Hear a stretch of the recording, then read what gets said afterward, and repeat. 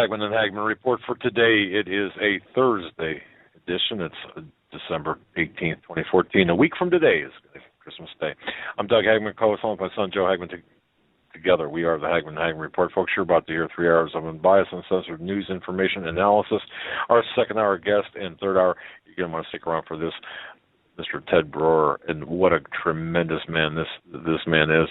A guy that I've grown to really appreciate in many, many respects. Can't wait for that. Folks, you're listening to the only show where the news is presented to you in 3D. We look well beyond the headlines, the bylines, the fog of disinformation, misinformation, to bring you the news behind the news.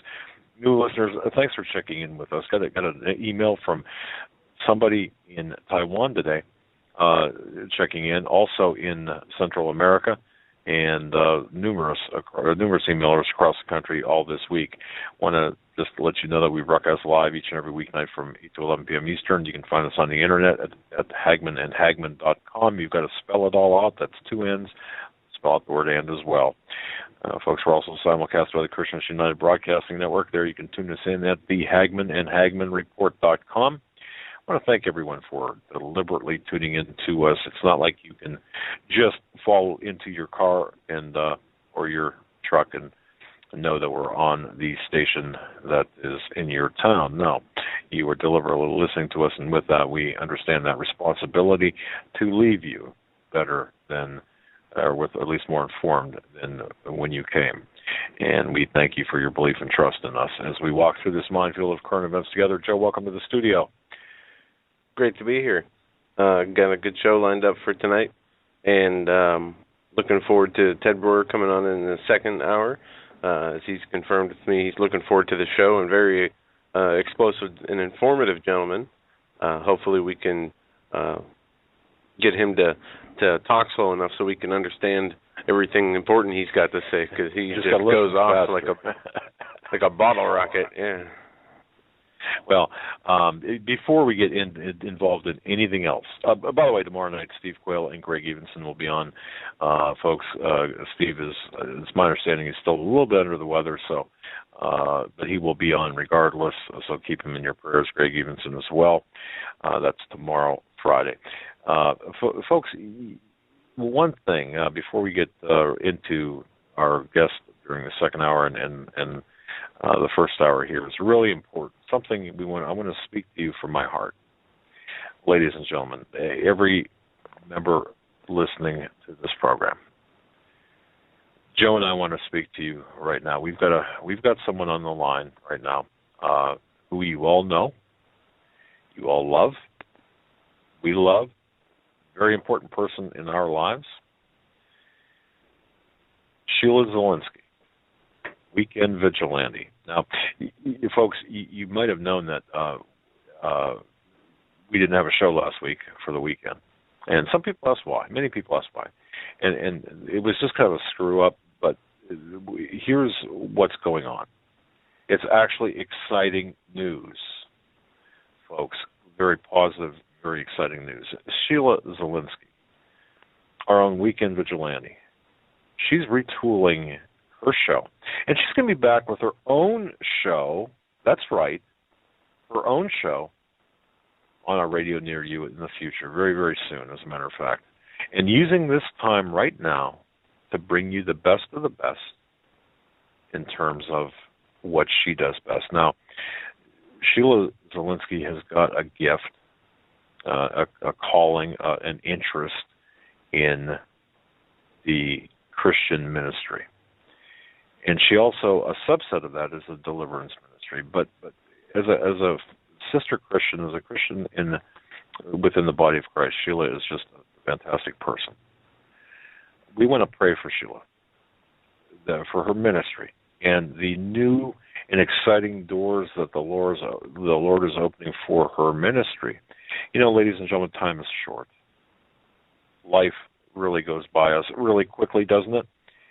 Sheila is pursuing some exciting projects to help train, equip, and activate the saints in these end times. And we are in these end times. Now, I just want to come flat out and let you guys know, everyone know, let you guys, boy, where did I go to school, right? Common Core stuff. I want to let everyone know, let all of our listeners know that we appreciate, thank, and love Sheila for her work, working with us, putting up with us, and being a very instrumental part in our ministry. We really don't have a ministry by definition. It's a radio, I call it a radio endeavor.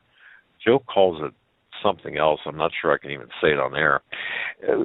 And many of the emailers call it something totally different that I know I can't say on air. No, I'm just joking about that. But Sheila is, even though that we are going to be going on parallel paths, we are going to be supportive of Sheila in her endeavors.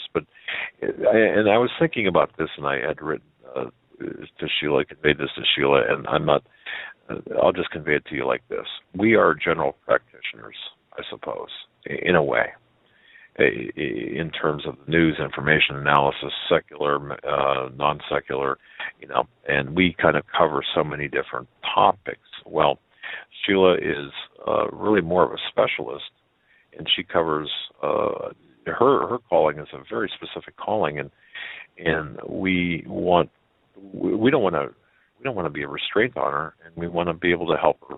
Certainly, that's exactly what we're going to do. Sheila is going to be over the next couple of weeks.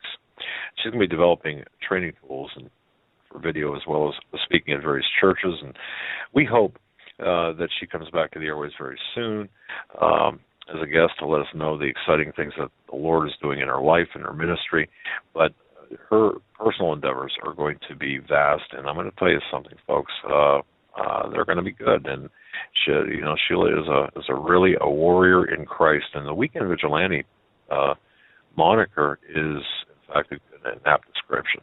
She certainly is a weekend. Well, she's a warrior for the body of Christ. But Sheila, just want to say thanks for joining us tonight, and we can kind of let everyone know that your absence will not be long, and in terms of from the public, and just want to let everyone know that you're okay.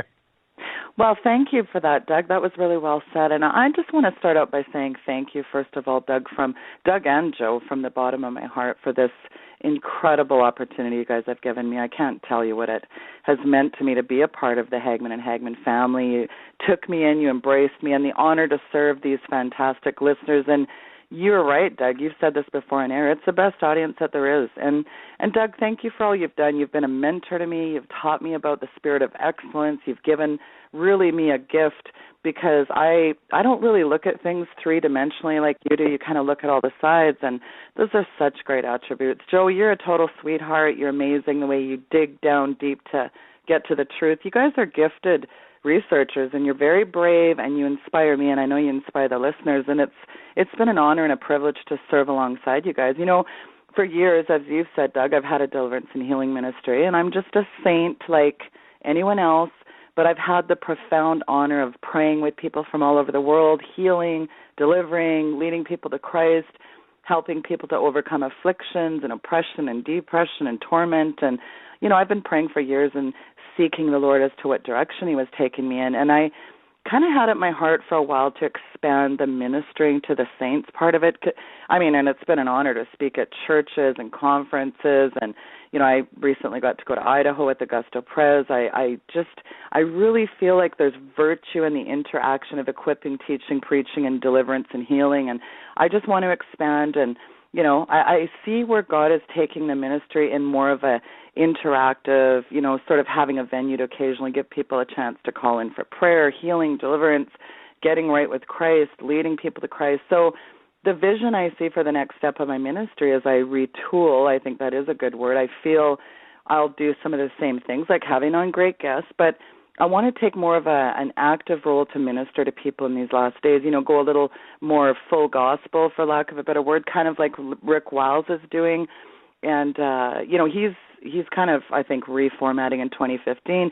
Plus, I'm kind of leaning towards a daily 1 hour show. I've leaned on maybe, 7 to 8 Eastern. I'm not sure exactly.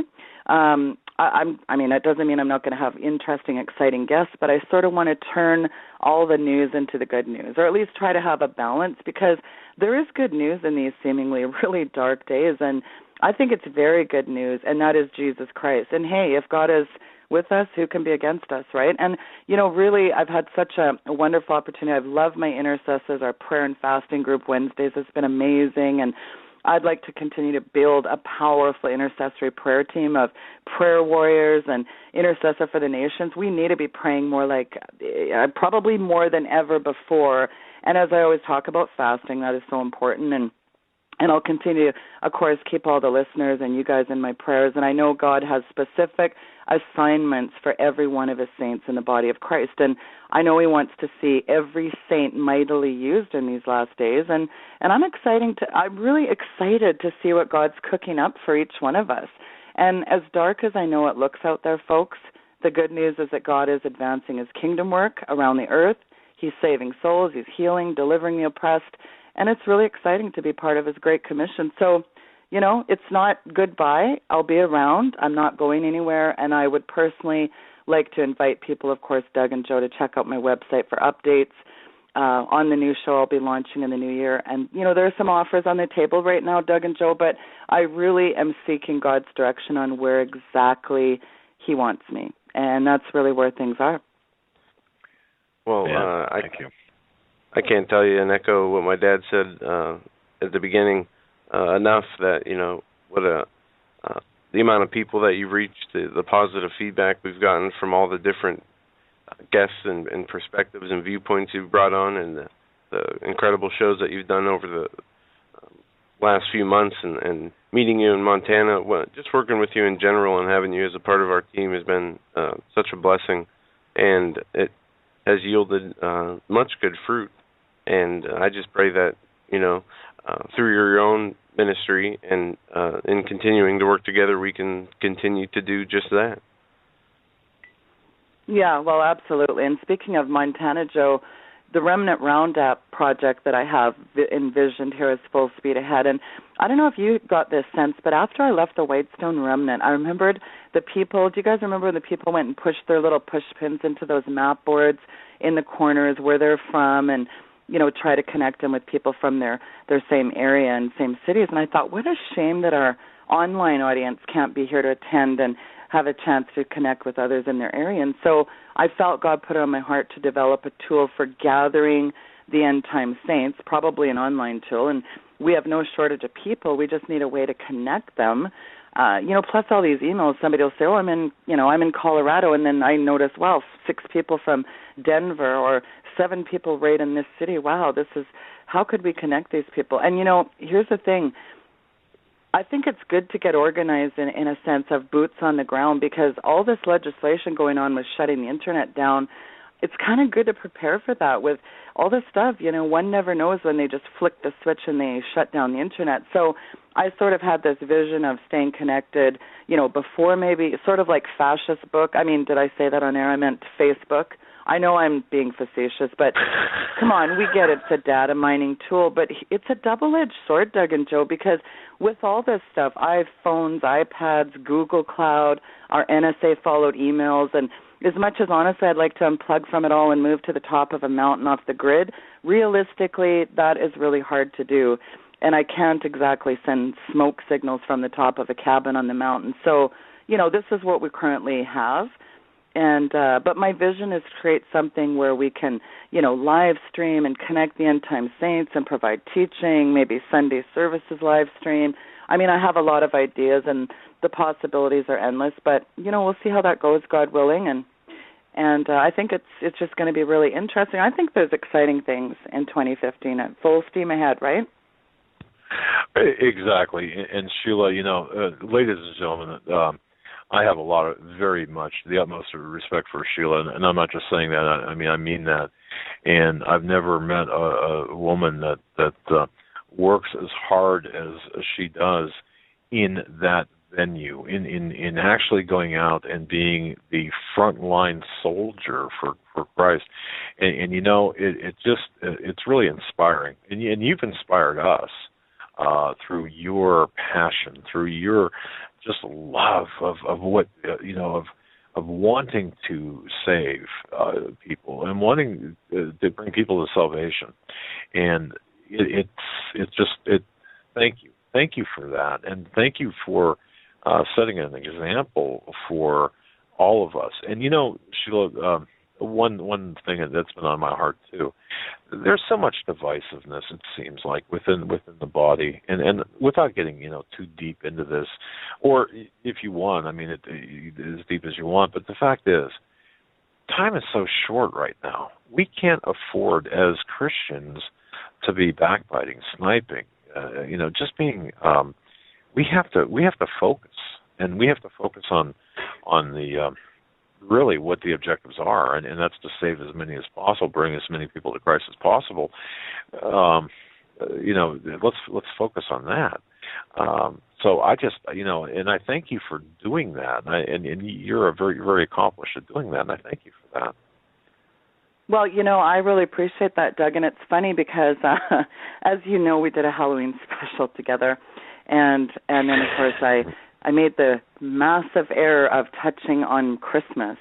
And, it's funny because since then, people are very, things are very dear to people's heart, and I understand that. And, I've had a chance to kind of step back and regrow. I mean, we all grow and we evolve and we kind of look at things a little differently, and we kind of step back and go, really?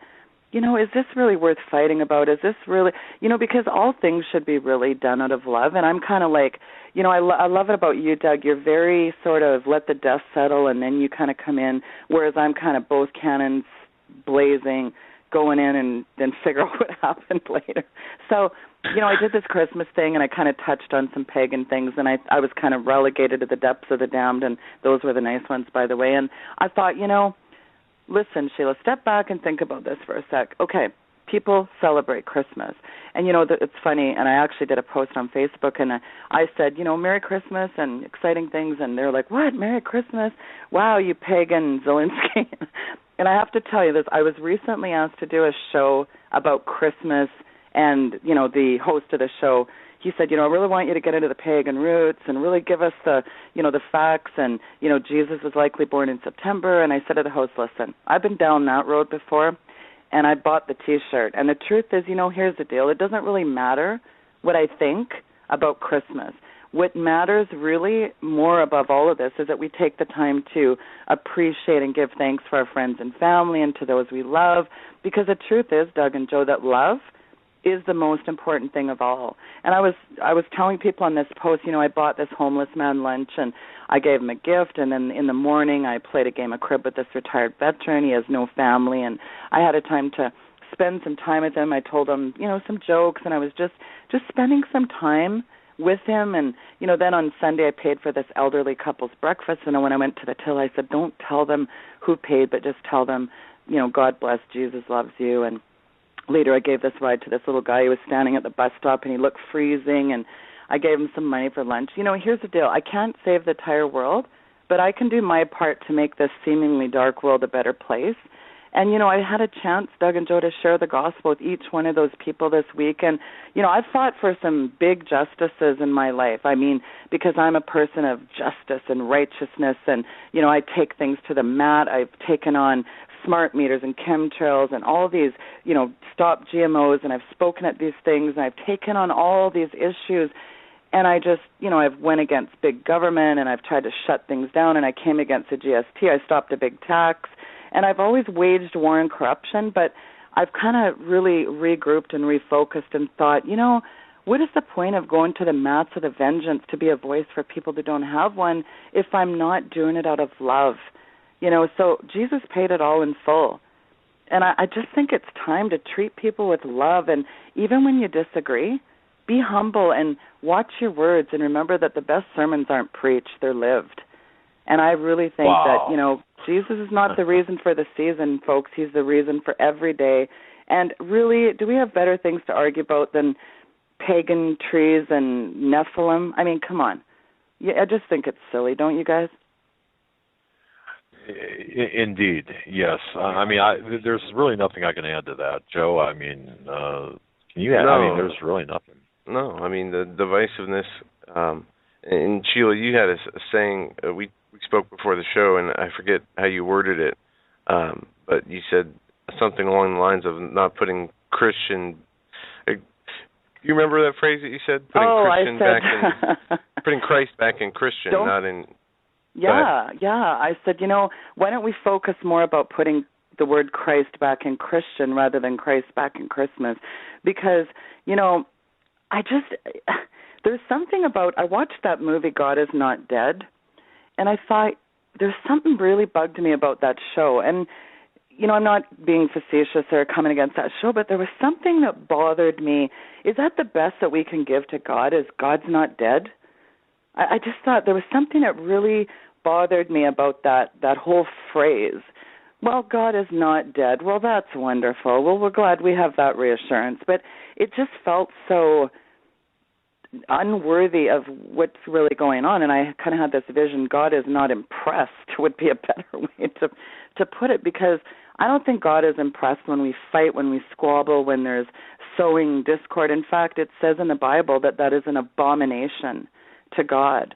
And, it's easy when people's emotions get hot and heated and, you want to prove you're right, and there's a spirit of pride and there's other things. But at the end of the day, you know what, none of this stuff is going to matter one day. And I just think it's kind of time to take a step back and just try to be like Christ. I mean, when Christ went on the cross, he said, Father, forgive them. They know not what they do. And don't you think that's kind of what we want to attain? Like, let's just put all our differences aside, You're exactly right. And I think looking at the bigger picture, the way you said that, and folks, I'm not going to expand upon it because, simply put, it's hard to. It would be like me trying to add a sentence to the Declaration of Independence. You said it perfectly. Really, and again, just let me reiterate the respect we have for you and the thanks that for all you've done, and understand. And folks, please, Sheila, visit her website, Weekend Vigilante. Okay, weekendvigilante.com, and keep that close or bookmark that website, because it's, again, weekendvigilante.com, not but weekendvigilante.com. Bookmark her website and keep track of her that way. Facebook, all social networking. That's Sheila's a part of. Follow her on any social networking you can, because Sheila, you're in the trenches. You really are, and I admire that in a very Christian, proactive manner. And you're living what you said about living the sermon. Don't preach it, but live it, and that's exactly what you're doing. And you're out there fighting the good fight. Yeah, be the example. Salvation. The example. Can't just teach the example, be the example. And you've definitely done that, Sheila. Well, I appreciate that, you guys. And like I said, I'm not going anywhere. I'm still going to be around. We'll still be, like you said, Doug, doing some parallel things. One of the things I got inundated with this, I think I've got, 173 emails about this hacker thing. So I did just want to also kind of comment something. Yes. Now, if people haven't heard this, I can't imagine not, but the Sony hackers are threatening a 9/11 style attack at screenings of the movie The Interview. Now, for those that you don't know, there's it's Seth Rogen, and who's the other kid that's in that movie? I can picture him. Franco? Yeah. James Franco? I'm not sure. I can picture him. I don't know his name, but yeah, in The Interview, it's about a couple of morons going out to kill the leader of North Korea, right? Something like that. Well, yeah, and the hackers behind the cyber attack on Sony Pictures Entertainment are essentially pledging to target upcoming screenings. So, in other words, of that Interview, which is that movie with those two, I think it's Seth Rogen and James Franco. Anyway, they're these, like you said, Doug, bumbling idiots that are kind of journalists involved in a CIA plot to assassinate North Korean leader Kim Jong-un. So, apparently, this is what's happening now, is that they've shot back saying, look out, you air this, and, it's like all hell will break loose. And, it's incredible. I always think, though, here's the thing I've noticed with media headlines. Whenever there's something really big in the news, you got to wonder what they're detracting us from. Oh, you're exactly correct. And I was talking with my wife earlier. She was just incredulous that, well, first of all, that we would submit or succumb to some threat from a third world country. And my position on this, Sheila, and tell me if you think I'm wrong. In addition to taking away from whatever's going on in the background, there's just something wrong with this story because DHS has been silent virtually, FBI has been silent, the White House has been silent essentially, except for a statement made today about not wanting to make a statement to feed into this mess. However, my goodness, when have you ever heard, in the face of an overt threat, all of these intelligence agencies silent? So I'm thinking that there's something much more to this, in terms of perhaps a larger censoring project, at least setting the precedent for something for some censorship. That's just my gut feeling. I don't know. I'm still researching and trying to make contacts about this. But any thoughts on that part of? Yeah, I think something stinks in Denmark, definitely. It's just like, it's almost like a couple of weeks ago there was this big story with Bill Cosby, and it was, 50 women have now come forward. And, something I always find interesting is when you kind of step back and do some of your own research, I found it very interesting when you really, you know this as an investigator, when you look at the MO on certain things, it just doesn't add up. And so, I did a lot of profiling. Like I was a psychologist and did a lot of therapy, sort of former life, but before it turned into more Christian life coaching and counseling. But I remember doing very thorough personal profiles of people. And so that you get to develop an MO on somebody. If this person's, for example, bipolar, depressive, if this person is, pick your thing, then you get a sense of what's going on with the person's dynamics. And Bill Cosby, I just found it interesting. Every single one of these women that came forward, if you look at their eyes, Doug and Joe, it almost looks like they're all hopped up on the exact same thing, and I found that fascinating. Every single woman had glazed over eyes, and it was just, I thought, something stinks about this. It just, in my guts, it just felt like there's something off with this whole thing. And I thought it was interesting. Cosby comes out, he starts blasting Obama, starts talking about Ferguson, and then, he was very chastising of Obama and very critical. And then suddenly all these women come out of the woodwork who have never said anything before. I just find it very interesting. I think something definitely stinks in Denmark. Yeah, and that as a template, as well as Sony as a template, I think we've seen this before. And of course, you know what, Sheila, we're going to be tapping into your intellectual prowess and research abilities on this as well. We'll be collaborating on trying to get to the bottom of what's really going on, in addition to everything else. But this is something is not right here. Definitely with all of these issues. And you mentioned Cosby. I mean, 30 plus years later, you got victims coming out. That's not to say that maybe he wasn't. It's not to say he didn't do it. It's just the question of the timing. That's my big thing. Well, the argument is that, one person steps forward and they all come. Well, no, actually, that's actually not the MO of a sexual predator.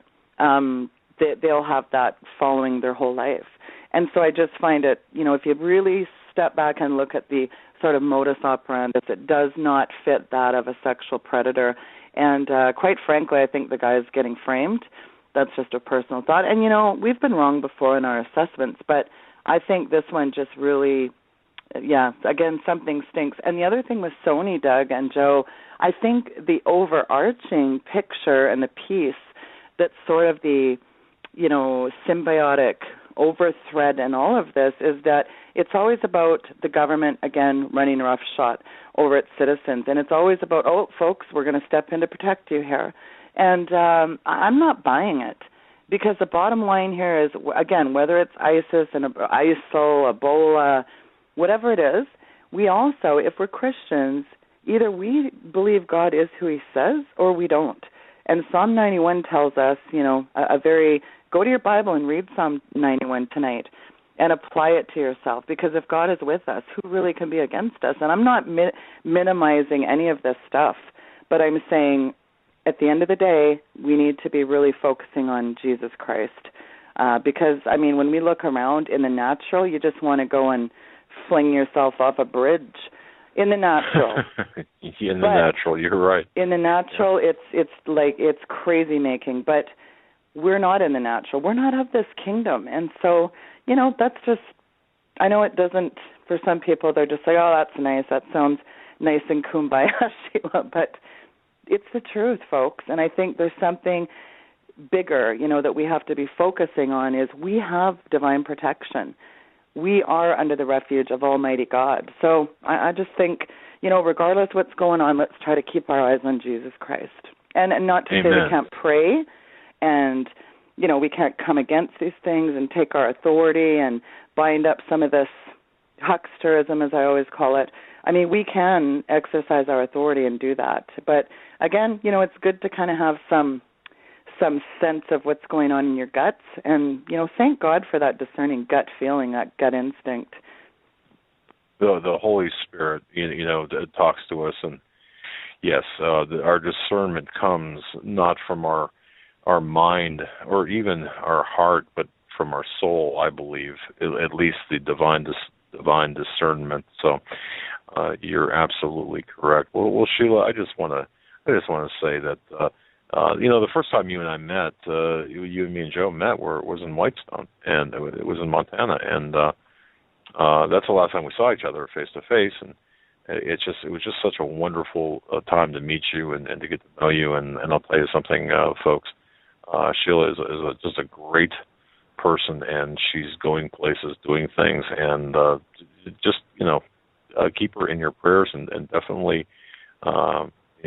Support her efforts, endeavors. My goodness, you do such great work, and we love you for it. We really do. We love your passion. We love your commitment to the body, and we'll always be there with you as we run our parallel courses. And hey, there will be overlaps, and we'll work together, won't we? Amen. Amen. I really agree with that. Well, you guys have a wonderful rest of your show tonight. God bless. God bless the listeners. I'm praying for every one of you guys. And have a Merry Christmas. Yes, I said Merry Christmas, Doug. Merry Christmas to you. God bless. Stay safe. And Sheila, thank you again for everything you've done and everything you continue to do. We're going to keep you in our prayers for your endeavors. And folks, weekendvigilante.com. Let's follow her, support her, lift her up in prayer and in support, and we'll be there. We'll be there for you, and we'll be in touch. We'll be in touch. Thank you. God bless you guys. All right. Thanks, Sheila. All right. Folks, I got to tell you something. There were, for those people who were asking, and hopefully that really there's just so much going on right now. And Joe and I, it was about a week and a half, 2 weeks ago, we said, the weight, it's kind of like what's that game with the wood where you pull things out or you stack the wood up?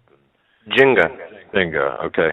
You get to a point where at some point, if you, like, one more piece of wood on top, the thing's going to topple, or if you pull. So anyway, we had to make this change. So we're pulling back the weekend report. Sheila's going to be focusing on her efforts, just to recap this. And then should we come back, Joe and I are working on a number of projects that we want to get done before the first of the year, okay? And that's just really time-consuming. So we'll let you know. We'll keep you posted as to what will happen. But there you have it. A wonderful woman, just a great woman, a great lady who loves the Lord and has got a calling for a very specific ministry, and we thank her for being part of our lives and continuing to be part of our lives. So there you have it, folks. So now, going back, just to be clear, tomorrow's show is going to be with Greg Evenson and Steve Quayle tonight, here in about 29 minutes, 25 minutes, that is. Ted Brower one of my favorite guests. I got to tell you, he's so knowledgeable about everything. And you know, I want to tell you something. He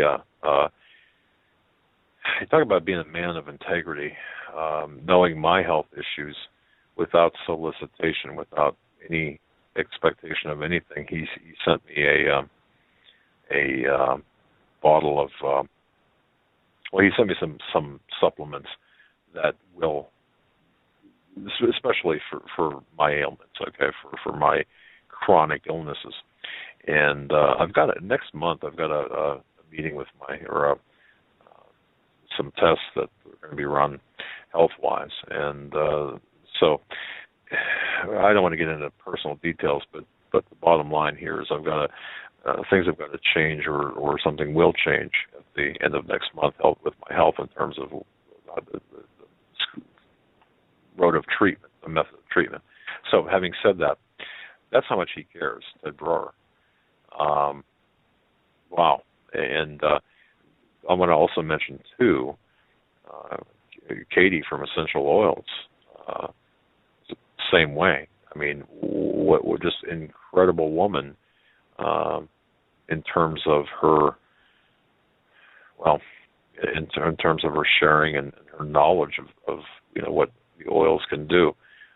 Sent me a couple of key oils for use in the particular ailment that I have, ailments that I have. So all of this is why, too, that we support people like Ted Brewer. We endorse what they do, and Katie with Essential Oils, FamilyEssentialShop.com. And, it's just, we're proud to know them. And this is what the Christian community needs to do. No, I'm not talking about me now. I mean, I'm talking about in general. This is what we all need to do. We all need to uplift everyone and to really come together. And we know that there's a fight out there. We know that the battle is raging. And we know. And what we're trying to do is turn the ship. And it's a big ship, and it takes time to turn. But turn the ship away from sniping against each other. And that's not to say lay down and be, doormats, but we've got to select our battles and identify our enemies, okay, and fight the fight that we are ordained to fight.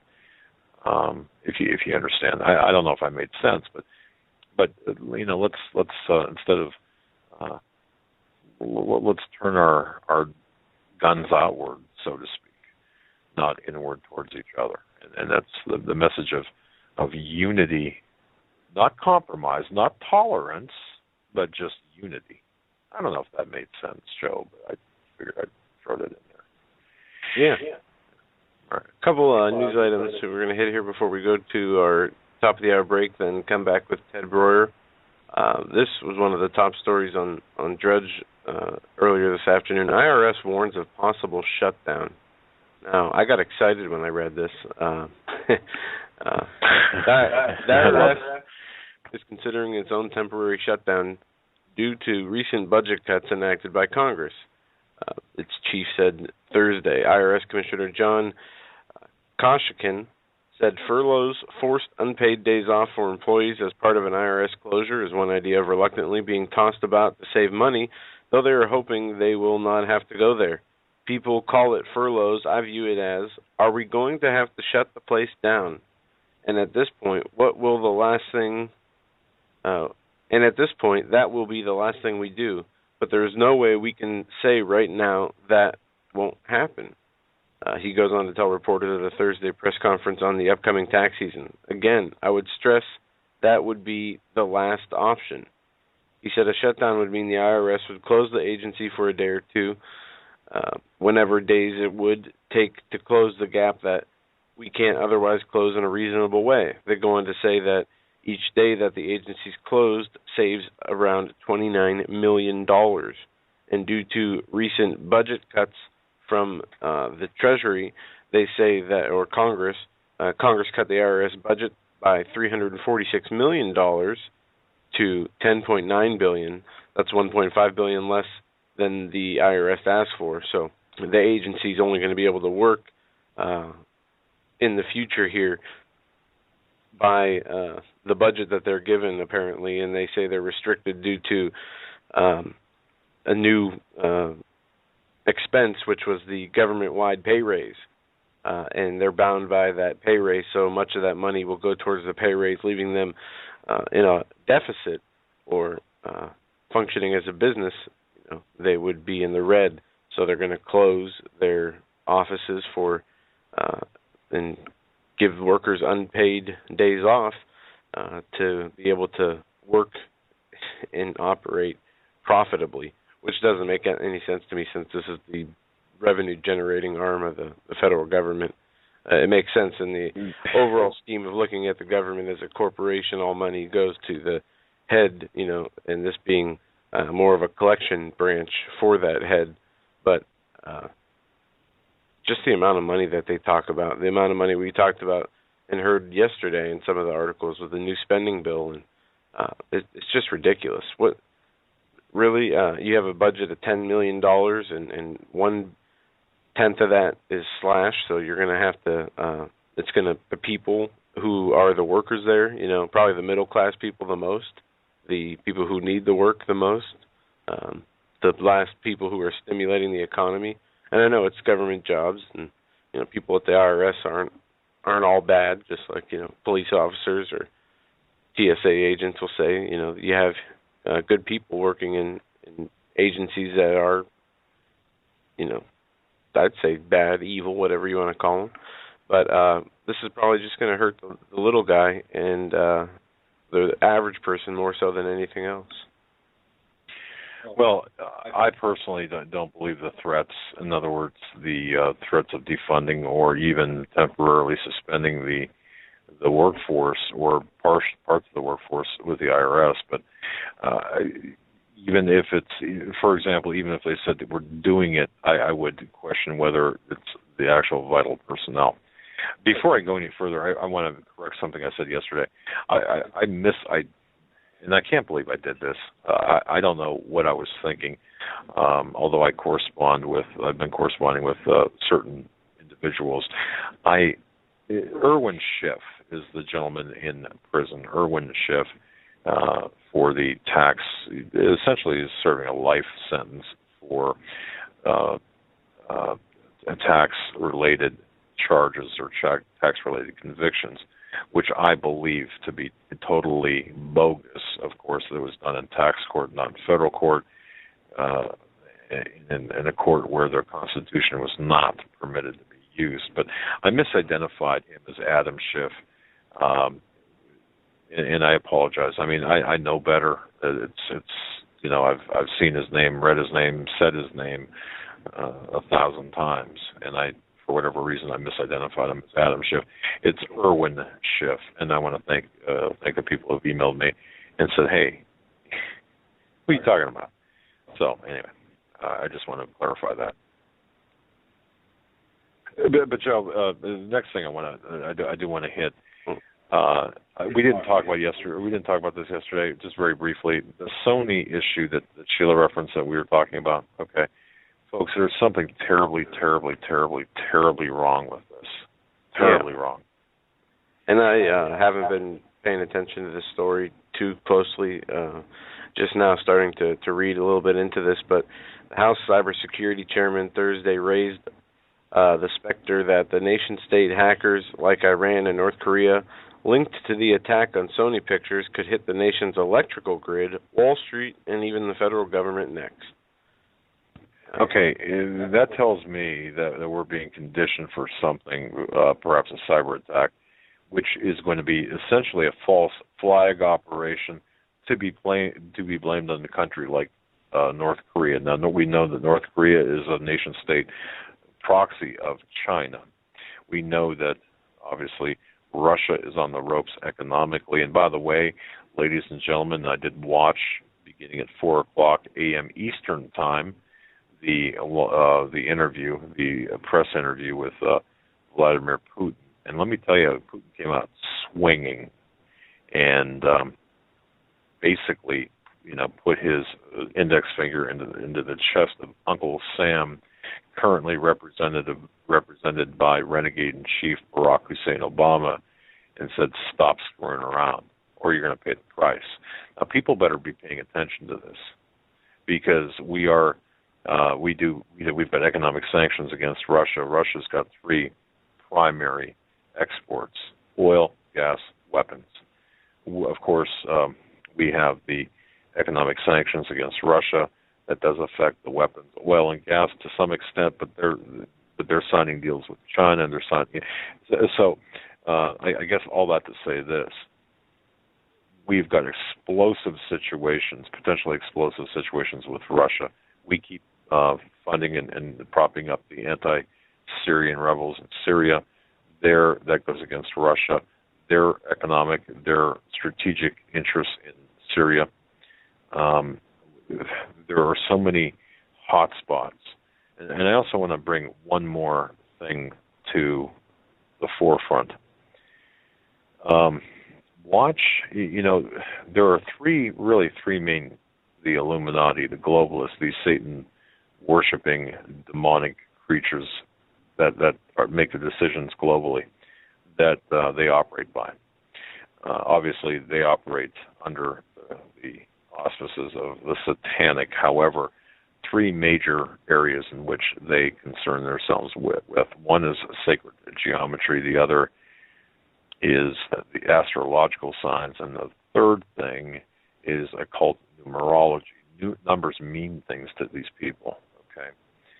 And so do certain dates. Well, this coming Sunday, I believe it is Sunday, the 21st, which is the winter equinox, which is always a high day in terms of ritualistic sacrifices and that type of thing.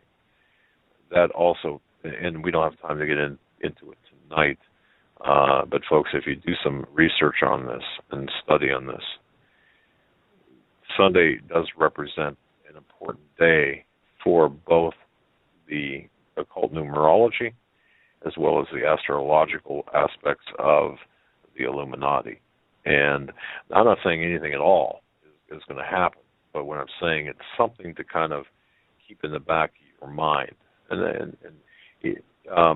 I believe it was on before it's news today. I think it was. I'm fairly certain, and I don't even know what the headline is, but you'll recognize it when you see it.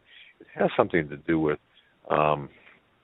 symbols on the money and how it relates to 2014. You can search it out, folks, and read it for yourself, and you decide. Okay, I mean, I'm not going to say anything. You decide, and please understand me when I say this. I'm not saying anything at all is going to happen. I'm just saying that it's a significant date. Perhaps maybe it's a date marker, kind of like someone dog-ears a page in a larger book. I would just kind of keep my eyes open to see if you can decipher anything that perhaps might be instrumental in that, or something important that might be taking place on or around that day. That'd be 12/21/2014. And again, I'm referring back to an article on Before It's News that did appear today, and I don't have the title or that article up, but you can find it there, I'm sure, through some searching. Joe? Yeah, I have a interesting article here I found. We'll read this before we take our top of the hour break. Obama, I'm Jewish in my soul. And I'm just reading. I'm just going to read this to you guys. And I'm not going to even make any opinions or claims, or I'm just going to put this out there for you guys to hear and listen to, and email us any thoughts you might have or interpretations you get from this. This is an article from JewishJournal.com, written by David Suissa. It says, "What will you tell the president when you see him? Was my daughter Ava's first reaction when I told her I'd been invited to the White House Chanukah party? I don't know how to pronounce that. Chanukah. Hanukkah, maybe? Oh. Yeah, need to get my vocabulary and spelling classes lined up here. kids are innocent that way. They don't realize that when you have over 100 people crowding the leader of the free world, it's not so easy to get a word in edgewise. This is back to his daughter Ava asking, what will you tell the president when you see him? But I got lucky. It's not what I told the president that mattered. It's what I heard him say when a few people were paying attention. After the president made his Hanukkah remarks and the lighting ceremony was over, he came down to greet the thick crowd of guests along a receiving line. Because the kosher lamb chops were so amazing, my friend Miss Gerber and I were completely immersed in the schmooze with every cool Jew routine prior to the president's arrival. I came late to a waiting crowd, which means I ended up about 4 rows back. Here's where my luck kicked in. There was an imposing, tall, white-haired gentleman to my right who had a booming voice and was determined to say something to the president. I think he may have had a few single malts, but that's another story. So when the president got closer to us and I was prepared to launch my very tame, Mr. President, do you have a message you want to share with the Jews of Los Angeles line, the man to my right launched the most brilliant presidential Hanukkah greeting of all time. Mr. President, he said in his booming voice. When I told my Christian friend I was coming to a Hanukkah party at the White House, he told me I didn't know the president was Jewish. The president let out a serious belly laugh, but in all the commotion of people asking other questions and everybody clicking their smartphone cameras, it was easy to lose sight of the president to see if he had anything to say. I kept my eyes straight on him. It was clear that the president was Jewish. Idea had intrigued him. After about 3 or 4 seconds, as he was walking away and looking at no one in particular, the president just said, I am, in my soul. So there you have it. The leader of the free world says he is Jewish in his soul. Happy Hanukkah, Ava. Interesting article to come across. Interesting comment, if true. And, we see, why do I find it interesting? We see the ISIL remarks referring to the Levant, the not recognizing Jerusalem as a capital, the administration even talking about sanctioning Israel. And here you have a president with a more Muslim heritage and background saying that he's Jewish in his soul. And obviously we can't read what's on his heart or what he truly intended by that comment. But I do find that rather interesting that he made that comment, in joking or in seriousness, either way. Any input from you there? You had brought that to my attention. I just look at that. Odd, very odd. It struck me as odd and very out of place, even in the venue in which it was done. Now, I'm looking too, with respect to the renegade in chief. I'm looking also at his activities over the next, between now and the end of the year. He's going to Hawaii, of course, his so-called home state, right?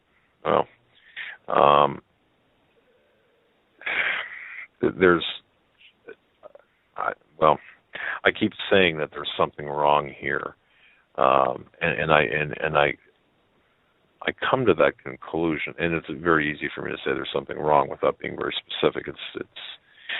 That's a no-brainer. I get that, but I'm looking at this from a different perspective. I think I'm looking at this from from a much wider perspective. If you look at what's taking place, look at Putin. Look at his travels over the last 6 months or even 3 months. Look at what he's done. Look at the alliances that he's built with the economy. Look at our economy. And people say, well, it's never been better. Well, if you say that and honestly believe that, then you're absolutely delusional, and you've bought into the big lie. But him going to Hawaii, the renegade in chief going to Hawaii at a critical time, yes, I understand it's Christmas. Yes, I get all of that vacation that most of us can't afford to take to Kansas, let alone Hawaii. Okay, but I'm looking at everything here, saying there's something not right, and something not right of a critical nature in the short term. So you combine his odd behavior. Well, I mean, look at that odd, out of place, out of character remark about the, in my heart I'm Jewish. What was the exact word? In my heart I'm Jewish, or in my soul? In my soul I'm Jewish.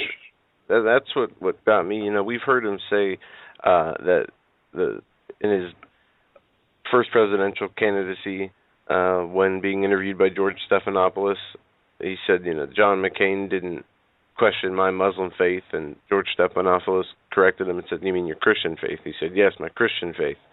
He stated, I think he was a Christian before. He stated he was a Muslim before, I believe, and now saying that he's Jewish in his soul. One person in the chat room commented that he's, all things to all people.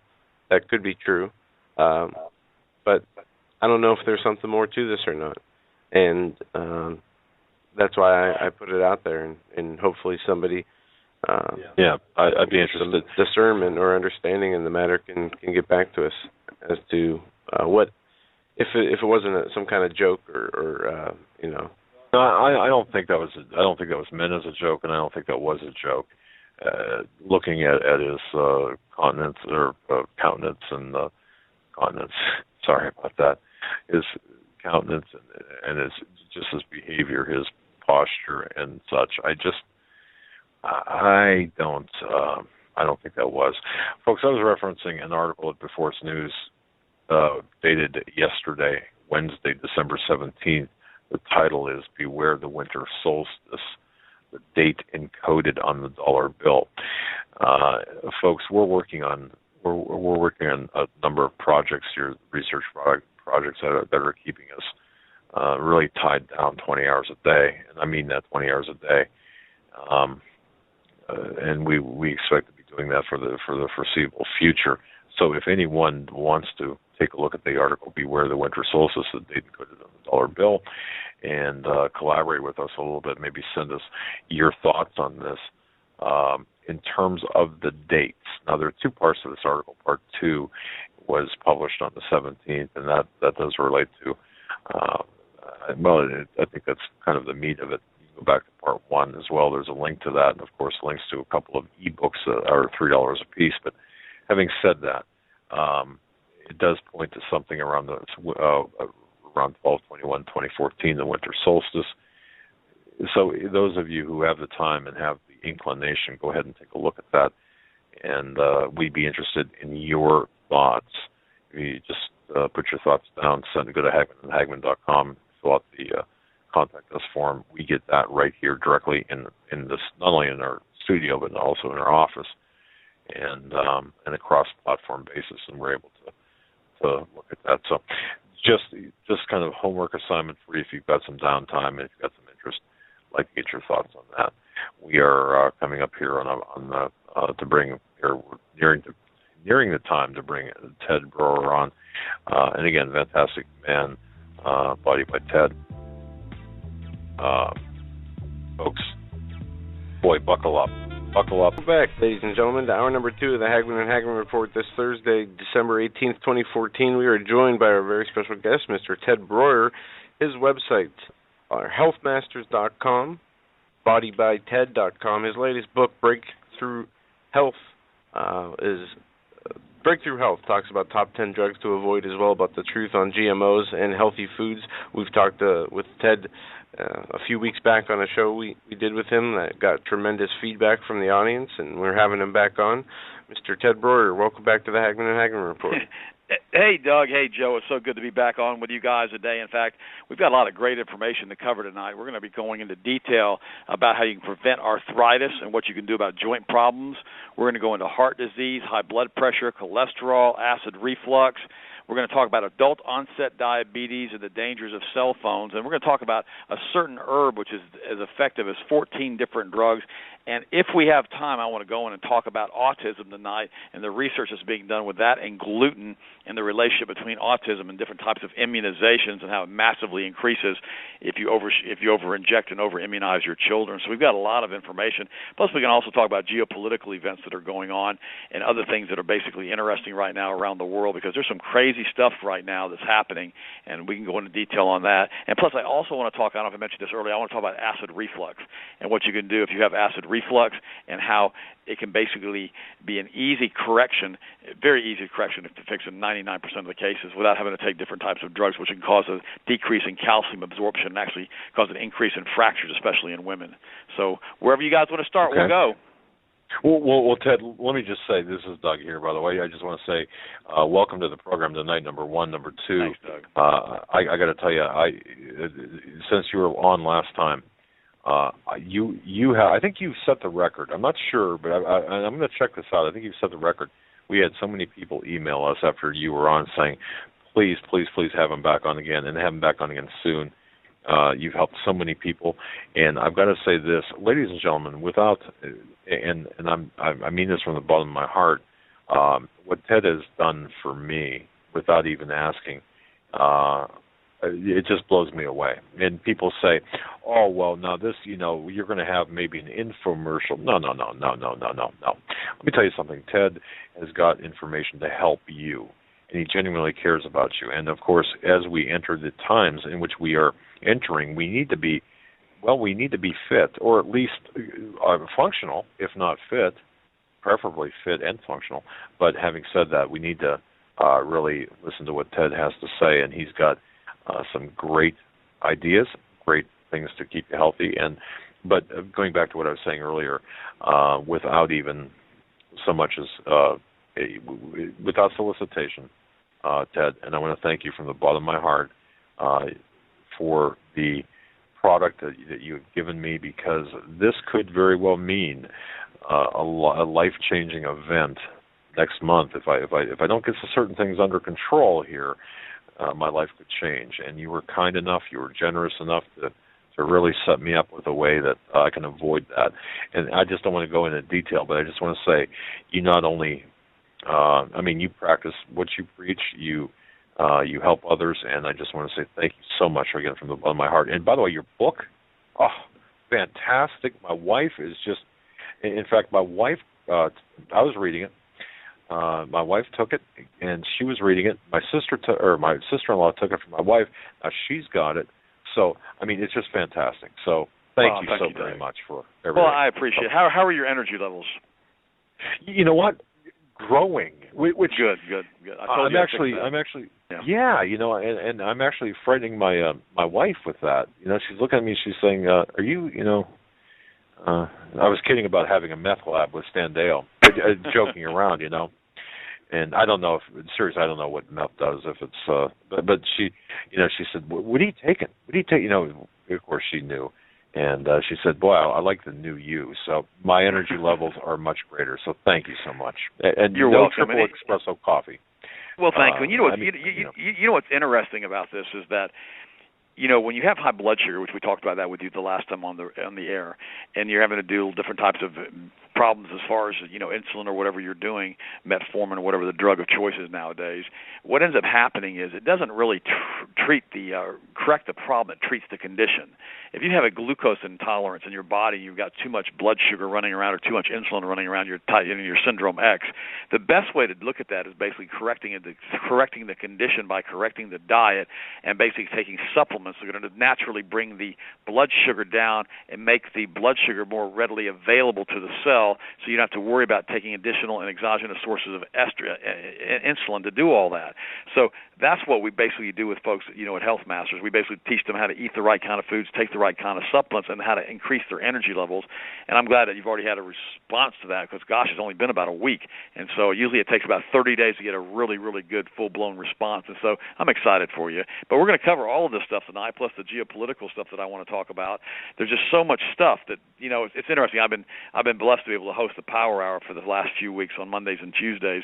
And it's been a lot of fun because I've been an interviewee for the past 30 years, and now I get to do the interviews, and I'm hoping to have you guys on that show too, because you guys have so much to say, and it's just amazing to me when you start doing all the geopolitical information out there, how much crazy stuff is going on, Doug and Joe. I mean, it's unbelievable how messed up we're getting right now, especially in the global financial markets with what we're doing to Russia and how we're collapsing the ruble and how we forced all the prices of all the fuel oil down. I mean, it's absolutely kind of sad that this is going on and that we're actually in the process of causing basically World War III by implementing our 8-step process like we did against the Japanese by cutting off their fuel to have them attack Pearl Harbor. And so if we're not all careful, if we don't all start praying in the aggregate to stand against this evil that's come upon us, we're going to find ourselves right in the middle of a nuclear war with Russia. And God help us, Doug, if that happens, because none of us want that. At least none of us folks down here at the real world. I mean, I guess our government nuts would want to do it, but we don't. So, I mean, I don't know. What do you think about that? Well, it's interesting how you said what you said. In other words, how you framed that, because a lot of people don't get the connection between what we're doing to Russia. And we talked about this first hour a little bit. Russia's got 3 exports: oil, gas, and weapons, essentially. And we are hitting them on really all 3 fronts. But we are, in fact, doing what we did to them back before the collapse of the Soviet Union, and people aren't seeing the parallels there. And at the same time, we are doing the same thing to our own dollar, and people are not making the connection between the two and what's taking place. So you've got your finger on the pulse of this very well. So I really appreciate the fact that you recognize exactly what we're doing, and this could very well lead to war, a very hot war very soon. Well, the sad part about it is, and we've talked about this several times on your show with me. My mom went through World War II. I mean, she was born in Germany in 1916 during World War I. Then she saw this rise and the fall of the Third Reich, and she told me about all the parallels that's happened with her, and how everything went to black market, how the dollar, how the German mark went to becoming completely worthless because of the global banking community. But if we have time, we'll talk about all this stuff at the end, because I always find this stuff fascinating because I read so much. But let's go ahead and start on this list of health items, because I told everybody I was going to start doing this. And I want to talk about how low cholesterol can hurt you. That's what I want to talk about right now. And I want to talk about cholesterol in length. Now, let me share something with you real quick. Every time your cholesterol goes under 200, all disease rates go up, particularly cancer. The lower your cholesterol goes, the higher your cancer rates go. And that's just something that people don't realize. Let me tell you about cholesterol and what it does. Cholesterol is needed to prevent aggression. It's been known for almost 30 years that low serum cholesterol levels are associated with habitually violent tendencies of homicidal offenders, especially when they're under the influence of alcohol. And so basically cholesterol-lowering statin drugs can actually contribute to irritability and to aggression. Plus, the statin drugs can cause all types of muscle damage. They can cause kidney damage. In fact, in my book, Breakthrough Health, I go into detail about the dangers of statin drugs and why they should never, ever be used, because when you lower your cholesterol too much, it becomes just as unhealthy as if it's too high. And a good cholesterol, as far as I'm concerned, is between 200 and 300. I don't think it needs to be over the 300, and it certainly does not need to be under 200. Cholesterol is super important for fighting cancer, like I mentioned earlier. And when cancer cells they'll start going nuts on you, especially leukemia cells, in the advent that your cholesterol goes too low. It's also important to have cholesterol high enough. It helps to prevent hemorrhagic stroke. It's also needed for your memory. This is one of the reasons that when people start taking statin drugs, you end up in a situation where they basically have a loss of memory. And say it's just unbelievable how people say they basically have their brain is turned to mush. It also helps to increase longevity, and it also helps us fight infection. So cholesterol is a very, very important fat that our body manufactures in much higher concentrations than we could ever take. I mean, as far as supplemental dietary supplements of cholesterol, because our body needs so much of it. So we go in there and we artificially lower cholesterol levels by taking these horrible, horrible statin drugs, which are one of my top 10 drugs never to use in the Breakthrough Health book. Then what ends up happening is we go into a situation where our health kind of deteriorates, our memory starts to deteriorate, we start to lose lean muscle mass because of skeletal muscle necrosis, we can start having kidney damage, and all of these side effects. Let me give you the example. I've got a neighbor who basically a few years ago came to me and said, I've been having problems with high cholesterol, so they put me on cholesterol meds. Now I've got a problem with blood sugar. Now they're putting me on blood sugar meds, and now my kidneys are getting worse and worse, and now I need a kidney transplant. That's kind of how the cycle goes with a lot of folks. And now you end up with a kidney transplant, and now he can't take any supplements whatsoever because of the kidney. And I feel bad for him because it was one of those things that was easy to correct until it started causing all of the side effects and all of the collateral damage. So I remember one time I was talking to Colin Powell. I was at a seminar with him, and he was talking to me about how in the event of the attack of Iraq, this was back in the 90s, where he did not want to attack Iraq. He basically told me, he said he didn't want all the collateral damage and all the blowback associated with the attack of Iraq, that basically we would have to go in there and occupy that country. It was going to cost a lot of American lives and lots of money. In fact, you might find it interesting, Doug, I actually asked Colin Powell if he would run for president back in the 90s. I had like about 90 seminars with him, and he and I were like on first name terms. And I asked him one day, I said, will you please run for president? And he said, no. And I said, well, why not? And he goes, well, my wife, Alma, doesn't want me to. She's afraid as the first black president, I would have a very high probability of being assassinated. And so that was interesting. I thought a little tidbit there for you. But Colin Powell was one of the finest. Colin Powell is one of the finest, most genuine people I've ever met. I've spent hours and hours and hours with him, and he's a great guy. And, of course, they threw him under the bus with those uranium tubes, a lot of false intel for 9/11, after 9/11 to attack Iraq.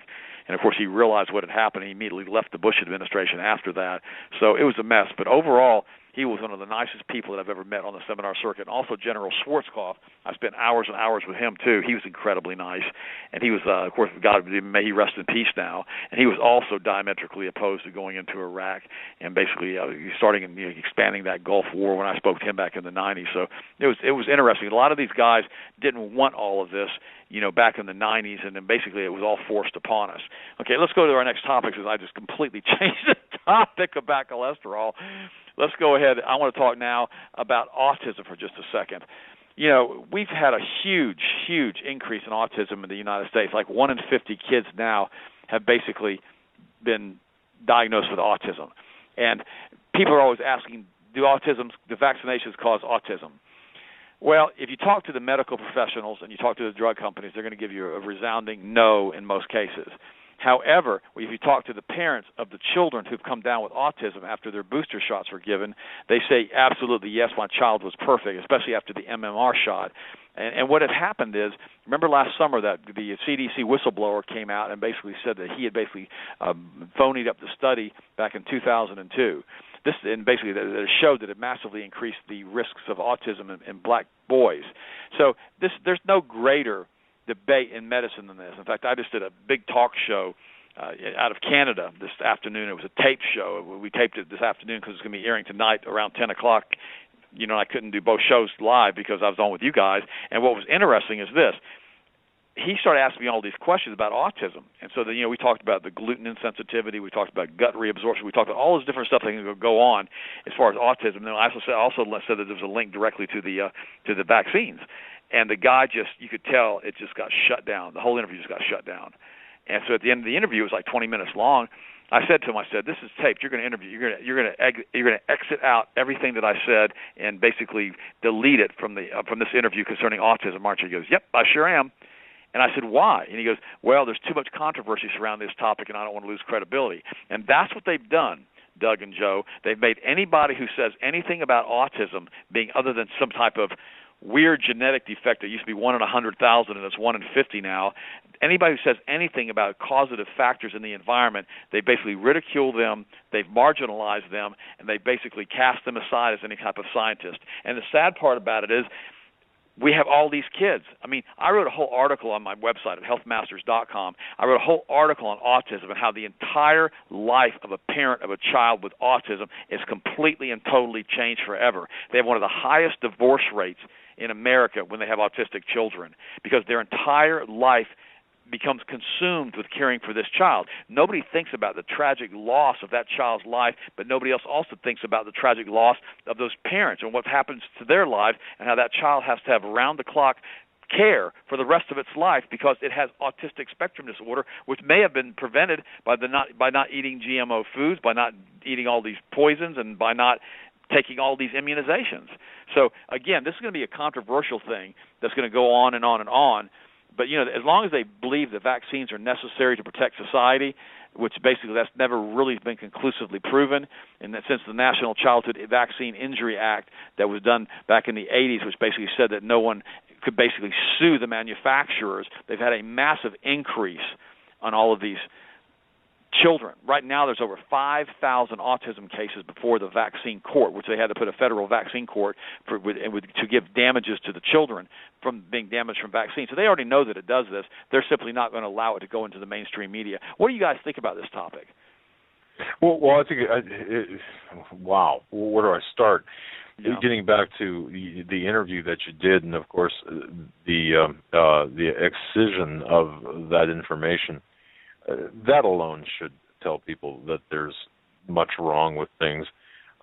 You know what, Ted? I mean, we've been so brainwashed into thinking a certain way because people like Brian Williams and others, you know, they get on the news and they say, you know, this is what's happening. Of course, Walter Cronkite coming out and saying, you know, and that's the way it is, and that's the way we believed it was, and continue to believe, you know, how it is.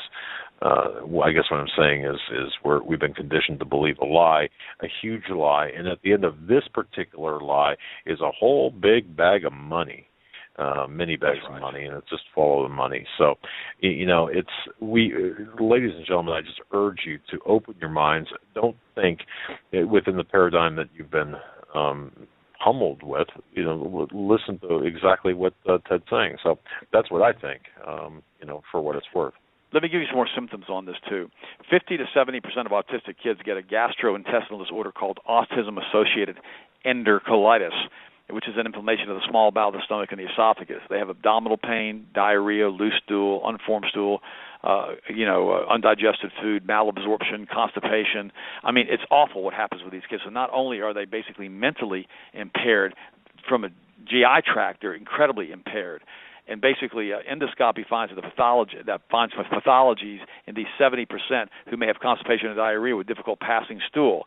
I mean, it goes on to say that leaky gut syndrome in autistic kids has gone through the roof, and this is it causes macromolecular absorption into the intestinal tract, which puts these undigested proteins into the bloodstream, which then gives them all of these allergies, including gluten from bread, by the way, should be completely eliminated because all this bread now is being contaminated with Roundup as a desiccant before it's harvest, to basically as a drying agent. And so it's just unbelievable. Now, some others have also claimed that autistic children have been helped if you start doing chelation, which helps to remove the mercury. Others have said that the children have started to get better when they've got them off the GMO foods and got them off the wheat products. But, you know, any of these new medical discoveries are usually rejected because the problem with the discovery is they link back to the cause, which is either going to be the immunizations or the lifestyle choices or the gluten intolerance. And so what ends up happening is the media doesn't want to talk about any of this stuff. They don't want to talk about the risks associated and all the different things. I mean, it's sad to me, Doug, because, I mean, this is a major debilitating thing that happens to families all over the United States. And, I mean, it's just sad. I mean, and the same thing with sudden infant death syndrome when you have the hepatitis shot. There's a huge increase when you start doing the immunization with these young kids in sudden infant death. And shaken baby syndrome. They say, well, the baby was shaken. Well, the baby had brain inflammation and started bleeding from its nose, and then the parents never shook the baby. But now the Department of Childhood Services gets into, they're arrested for not even doing anything because the child had the immunizations. And the sad thing about it is I have a dear friend of mine, and she's a niece. Her name is Julie. And years ago she was having her boys. And she said, Ted, what do I do about vaccinations? I sent her all the literature. I said, I'm not going to tell you what to do. I said, you make your own decision on this. And so after I sent her about 20 articles, and she said, and these weren't articles that I had written. These were articles from, like, medical journals. And she goes, wow, Ted, this is awful. I said, I'm not going to immunize. I said, okay. And so then she had a good friend of hers who got pregnant right after she did. And the good friend wouldn't listen. She gave her the 20 articles. She completely ignored the 20 articles. And she said, I don't know what to do, Ted. She won't listen. I said, let them who have ears to hear, let them hear, Julie. I said, you can't make people want to do what's right, especially when it comes to their kids. I mean, if you start talking about kids with parents, they get really angry at you. So, I mean, I'm hesitant to even talk about this on your show tonight. And what had happened is Julie called me about 4 months after the babies were born. The other lady's baby was born about 3 months after Julie's baby was born.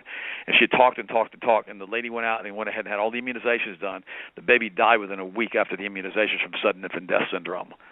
Now, this is just this. I could tell you story after story like this, Doug, and I don't make this stuff up. I mean, I don't have to make anything up. When I talk to you about President Bush and Barbara Bush and Colin Powell and Schwarzkopf and Bill Cosby, I know these people. I've met them. I've spoken with them. I've had dinner with them. I've introduced Larry King before at the seminars, and I had to babysit Bill Cosby when we were in Philadelphia. I told you about that when I worked on your show back in I still January. remember.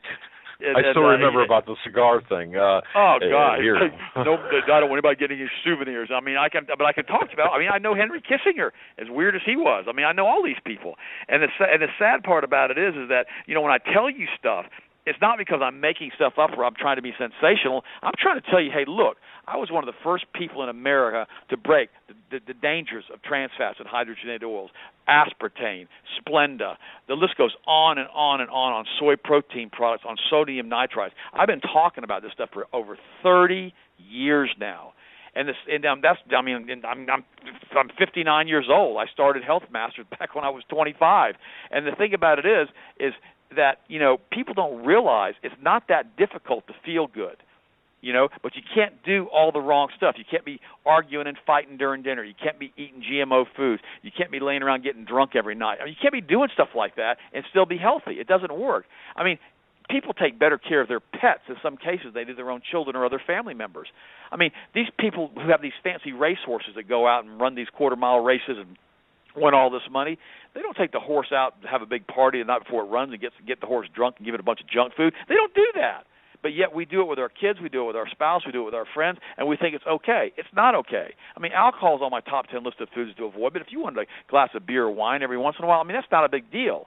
But a glass of beer or wine every single day, be careful not to become an alcoholic. Plus, it really messes up glucose metabolism, and it also massively increases the increased levels of body fat because it decreases the enzyme lipase in the body, and so it ends up causing you to store all that extra alcohol and all that extra sugar as fat. And so it's really bad, particularly with diabetics. But, occasionally a glass of beer or wine, no big deal. I don't care. It's not one of those deals. Jesus' first miracle was to turn water into wine. But we have to be careful that there's certain foods. I did another show earlier today. I had like 6 shows scheduled today, and the other show I did, the guy was saying, well, you're talking about some things are okay in moderation. I said, yes, some things are okay in moderation, but some things are not okay in moderation, like sodium nitrite, high-fat luncheon meats, aspartame, Splenda, shellfish now that can be so contaminated, in margarine. So if you look at any label and you see sodium nitrite on that label, or you look on the label and you see hydrogenated or partially hydrogenated anything, those are the only 2 main ingredients you've got to look for. If it's in your food that you're eating, don't eat it. It's toxic. It's very, very unhealthy. Now let's talk about this different. I want to give you about 5 or 6 different ways to prevent and even reverse heart disease with nutrition. I want to talk about this because this is really, really important because so many people don't realize that heart disease can be reversed. And in many cases, arteries can be cleaned out, but you've got to do things on a regular basis. Years ago, I had a friend of mine. His name's Kevin Jordan, very dear friend. He lives in South Carolina. He owns a company called Alarm Alert. And I just gave out all his personal information, didn't I? And so call him up. You know who he is now, and you can ask him if the story's true. And so what ended up happening is he called me up. He's having severe chest pains. And I said, Kevin, what's the problem? He said, well, I think I'm having a heart attack. And I said, okay, you need to get yourself stabilized. Go to your doctor, get stabilized. Here's what you need to do in the meantime before you get to your doctor. So I told him, and I said, here's what I want you to do for the next week. And I listened to him. He went to the doctor, and sure enough, they want to do bypass surgery on him. And so basically he ended up, doing exactly what I told him to do. And now, God, that's got to be 7-8 years ago, Doug, and he's never had to have the surgery, and he's doing great. And see, you can reverse atherosclerotic plaquing, but you've got to change your lifestyle. I mean, that's been shown repeatedly by multiple clinical studies. But one of the things you've got to do. Ted, if I could just say this, and I apologize for interrupting, but one of the most, I got to tell you, one of the most. Well, you're on such a roll, and you're so your continuity is so great. I just love it. But one of the most frightening days of my life was, and I remember this like it was yesterday. I collapsed. 20. I think this was back in 2005, and by that time I was 20 years as 20 years as an investigator, I guess. In the courtroom, I was testifying, and all of a sudden, next thing I know, I'm in the hospital. Okay, and long story short, I went up to the cath lab, and they inserted some stents, and I was awake, and I'm looking up, and I'm listening and watching 2 doctors discussing whether bypass surgery would be required, because I've got, and I'll just be honest with you and open here in the audience, I only have 2 functioning arteries on my heart. One is 100% blocked. The other at the time was 80%. and not the Widowmaker, of course. That was functional. But the fact is, when you're when you're laying there and the lights are shining on you, and you're listening to two doctors say, "I wonder if we should do bypass surgery." Let's take a look at the screen here, and I think it was a screen. I guess it was. That's really not the best time necessarily to think about your health. Now is the best time, folks, to think about your health. So please listen to what Ted's got to say. I just want to punctuate what you're about to say with my real life experience.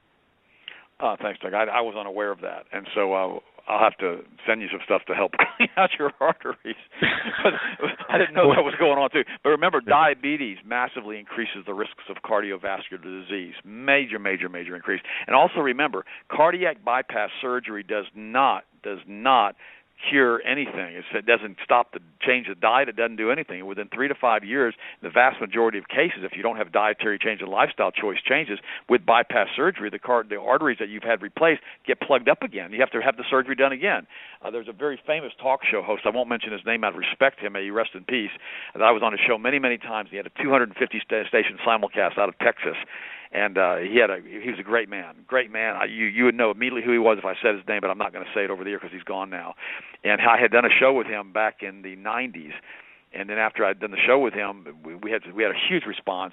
And then what happened is he ended up having bypass surgery.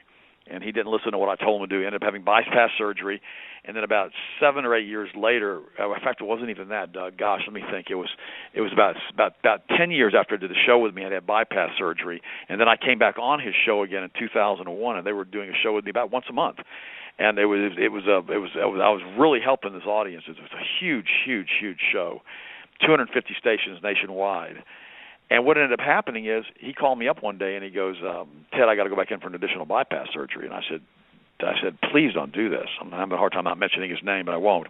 And I said, "You don't want to do this?" I said, "You almost died the last time you had the surgery. You were off the air for almost a year." And he goes, "I don't know what to do." And I said, "Well, I've told you, for the last 2 years, you got to change your diet." He says, "Well, it's too difficult to do that. I didn't want to do it."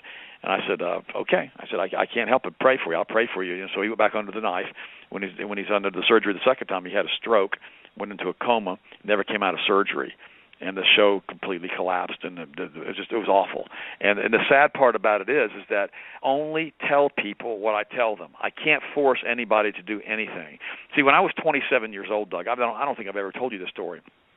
I'd finished graduate school at Florida State, and basically I was a college professor. I was 27. I just finished teaching for the 2 years, and I ended up having a heart disease. It was a condition called pericarditis, and I almost died from it. And I remember it's like having a heart attack. And when I do an EKG on my heart now, I still have damage from the heart on my heart muscle from this episode that happened 32 years ago. And what was interesting, I was driving down Interstate 10 heading to Central Florida. I was driving a Pontiac Grand Prix at the time. It was a 1982 Pontiac Grand Prix LJ with a Lacey spoke aluminum mag wheels on it, by the way. I love vehicles. And all of a sudden, I just had this massive chest pain all the way down my left arm. 27 years old, Doug. 27 years old. And I had to pull the car over because I was in such pain. And I'm laying on this console of the car, and I talk about this in my first book, Maximum Energy. And I'm like, my God, what's happened? I'm a Christian. I can't believe this is happening. I'm having a heart attack. I'm 27 years old. And so what ended up happening is the pain subsided in a few minutes. I was able to drive to the doctors, and they told me I had a disease called pericarditis, which was an inflammation of the pericardial sac around the heart. And what that precipitated me going back into naturopathic school, and I ended up, taking 3 years to do that degree. In the meantime, while I was still running Health Masters, and that was the irony. I was already doing Health Masters, and I went to all these doctors. They didn't know what to do. Well, by the grace of God, He sent forth His word, and He healed me, and He rescued me from the grave, like the book of Isaiah says. And what ended up happening is I realized that God's dietary protocols in the Old Testament were as good today as they were yesterday, because God is the one who wrote them, and we really need to be obedient to what the Word of God says, which includes not eating pork and not eating shellfish. By the way, I just thought I'd mention that. And what was interesting about this, I recovered from all of that, and I thought to myself, well, that was crazy. How did that happen between the ages of 27? Well, that was one of the primary factors that precipitated me getting on radio and TV to tell my story about all of that. And again, I tell that whole story in my first book, Maximum Energy, which sold, almost 1 million copies. And what was interesting about all of this is that I learned, God sent forth His word, and He healed me. But Doug, I listened. Joe, I listened. I realized I couldn't keep doing and working 80 to 100 hours a week. I couldn't keep pressing myself and taking all of this stress on. Because remember, it's not by power, it's not by might, it's by my Spirit, saith the Lord. It is God who heals us. It's God who prospers us. It's God who blesses us. And we need to realize that we don't try to have to force all of this stuff. We just need to let God do what God does. And see, that's when it changed my entire life. So for the past 32 years now, I've been adamant about this. That's why I have so much passion, Joe, Doug, when I talk about this stuff, because it happened to me too. And so I don't want to pretend like, I'm some angel with a halo that I'm adjusting that nothing's ever gone wrong with me. I had a major problem. I was in bed for 3 months. I was drinking a bottle of cough syrup every single day. And finally I had a friend of mine who was a naturopathic physician come to Tallahassee. I remember he came because he wanted to stay with us for the weekend. I was still living in Tallahassee to watch the Miami-Florida State football game. I'll never forget it. And he wanted something to eat, so I ordered pepperoni pizza. I ordered pepperoni pizza. Here I am, this heart disease thing, eating pepperoni pizza. And I remember he picked all of his pepperoni off his pizza. He wouldn't even eat it.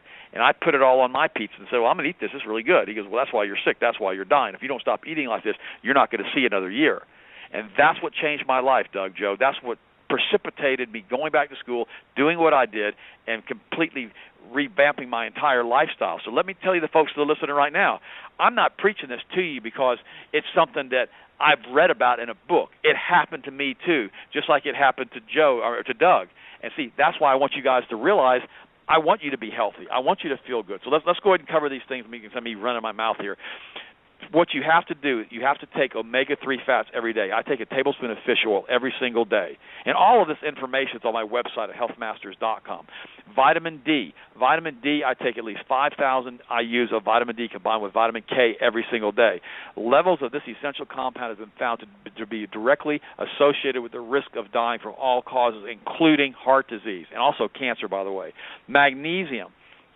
I cannot tell you how important it is to use a magnesium supplement every single day, and it's just so important. Now, 4 natural compounds which help may unclog the arteries. Pomegranate has been shown repeatedly in human clinical studies to reverse carotid artery thickness. This is something that you need to be eating every single day. I try to eat a pomegranate when they're in season at least 1 to 2 to 3 times a week. And when they're not in season, I drink pomegranate juice. And, Doug, this is something you need to start doing, too, immediately. Arginine, this is a product that we have. It's called HGH Stimulate. It's a powdered arginine formula that actually has to open arteries and also reduces the amount of clogged arteries with your body. Garlic has also been found to be good. B vitamins, methylated B vitamins are absolutely critical. And I know I'm talking fast, but doggone it, I always try to do too much stuff on your show so everybody can listen to the CD of this or replay it on the podcast. And now there's several things you don't want to do. You need to stay away from drugs like aspirin and ibuprofen and Tylenol. They're well known to increase cardiac mortality. I can give you 6 studies on that right now if you want me to cover that. Also, statin drugs. Guys, change your diet, change your lifestyle, but stay away from statin drugs. Statin drugs hurt the heart muscle because they stop the production of coenzyme Q10, and they massively increase the risks of cardiac failure and also congestive heart failure.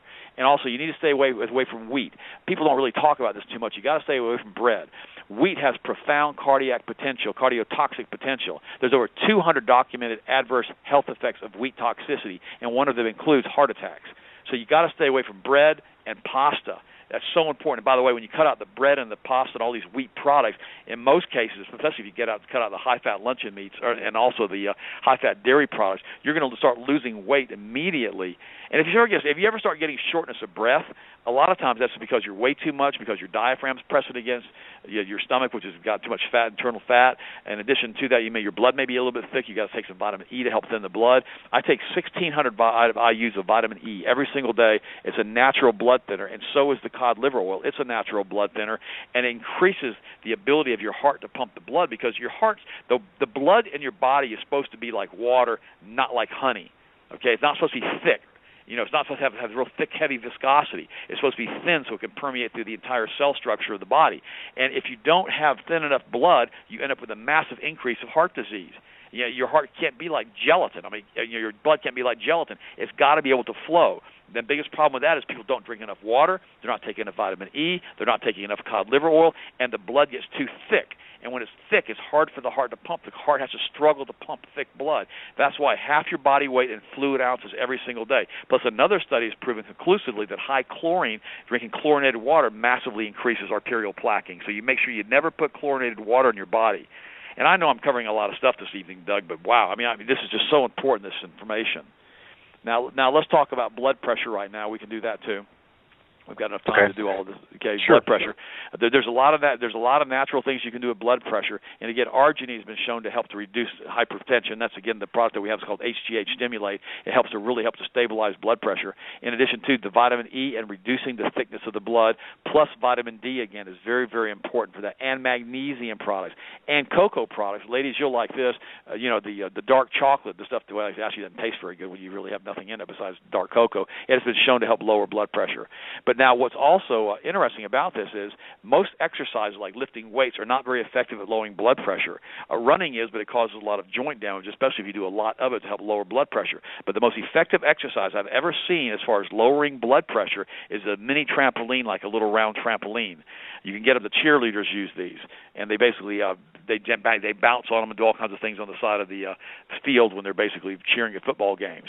These are little mini round trampolines. You can start jogging on that if you're feeble or you can't really balance yourself. You can put a chair on both sides of the trampoline and just start walking on it and slowly bouncing a little bit on it. And that is the most effective exercise I've ever seen to lower blood pressure.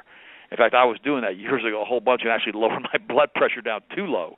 And so you really, really can lower blood pressure doing that. And also, of course, if you lose weight, change your diet and all those things too, it also would naturally reduce blood pressure and also makes you feel a lot better. Now, also, if you want to call us tonight, if you're interested in any of this stuff, you can give us a call at the office at 1-800-726-1834. My son's there. He knows almost as much about this stuff as I do. 1-800-726-1834, and he can go over all of these details with you. But there's all kinds of natural things that you can do to basically feel better and lower your blood pressure and lower your cholesterol to normal levels, but not getting it too low, and also reducing the risks of atherosclerotic plaquing. So, okay, good. Any questions on that stuff, guys?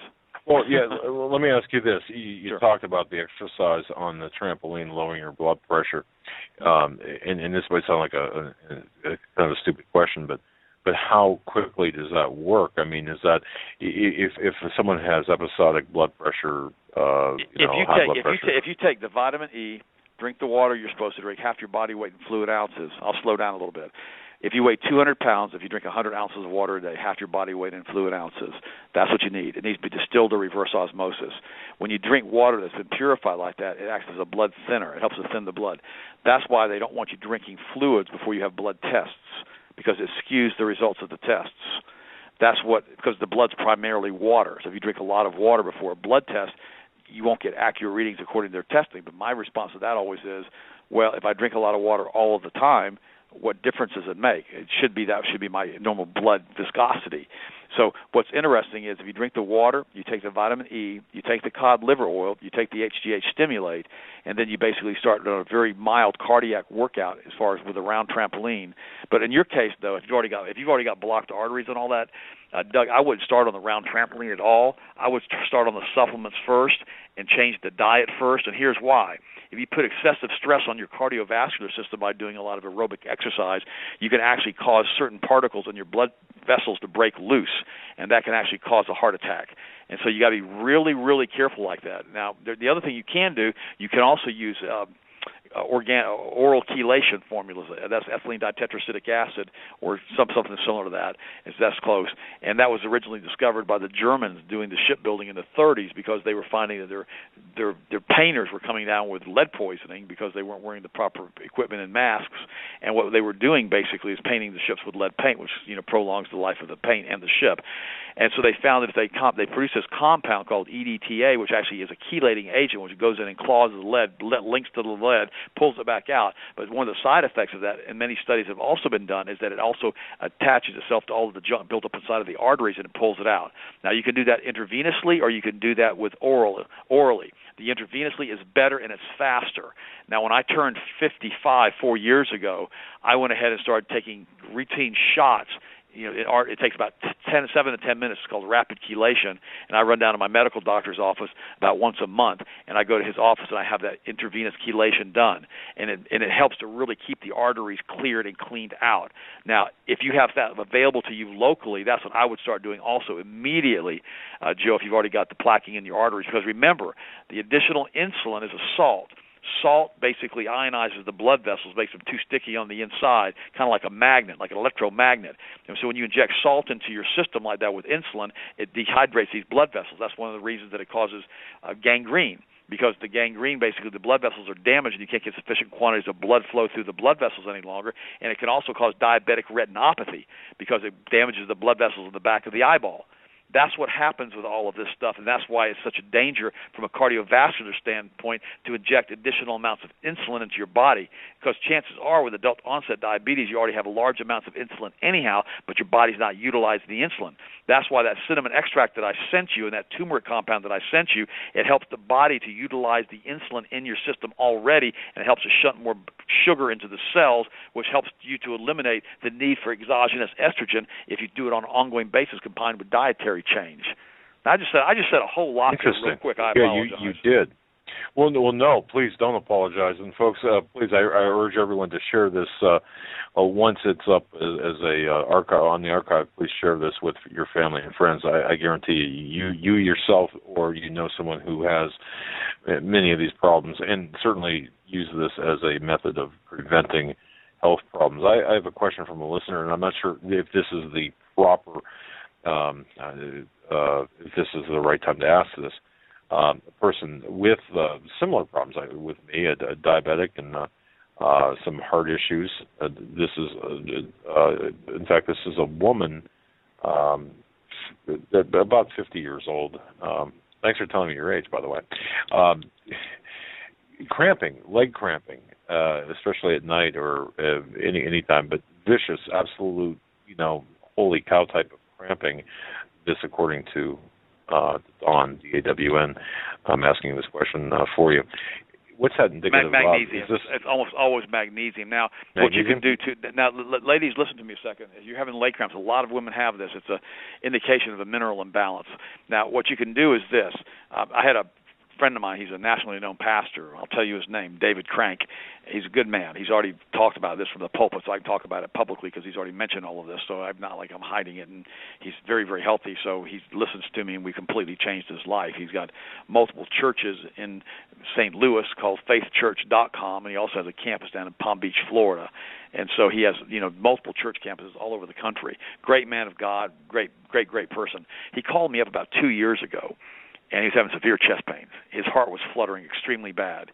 And I told him, I said, well, David, you probably got a magnesium deficiency. Have you checked with the doctor? He goes, well, yeah, they don't know what's going on. And I said, okay, well, try a magnesium supplement. So I sent him some magnesium up there, and it helped. It made a huge difference. But he said after he had taken it for 4 or 5 hours, it started fluttering again. He didn't know what to do.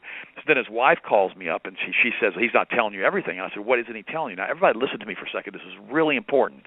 And I said, well, what's he doing? And she goes, well, he basically is sitting in the steam in the sauna, and he's sweating a lot because, it's cold up here in St. Louis, and so he likes to get in the steam in the sauna.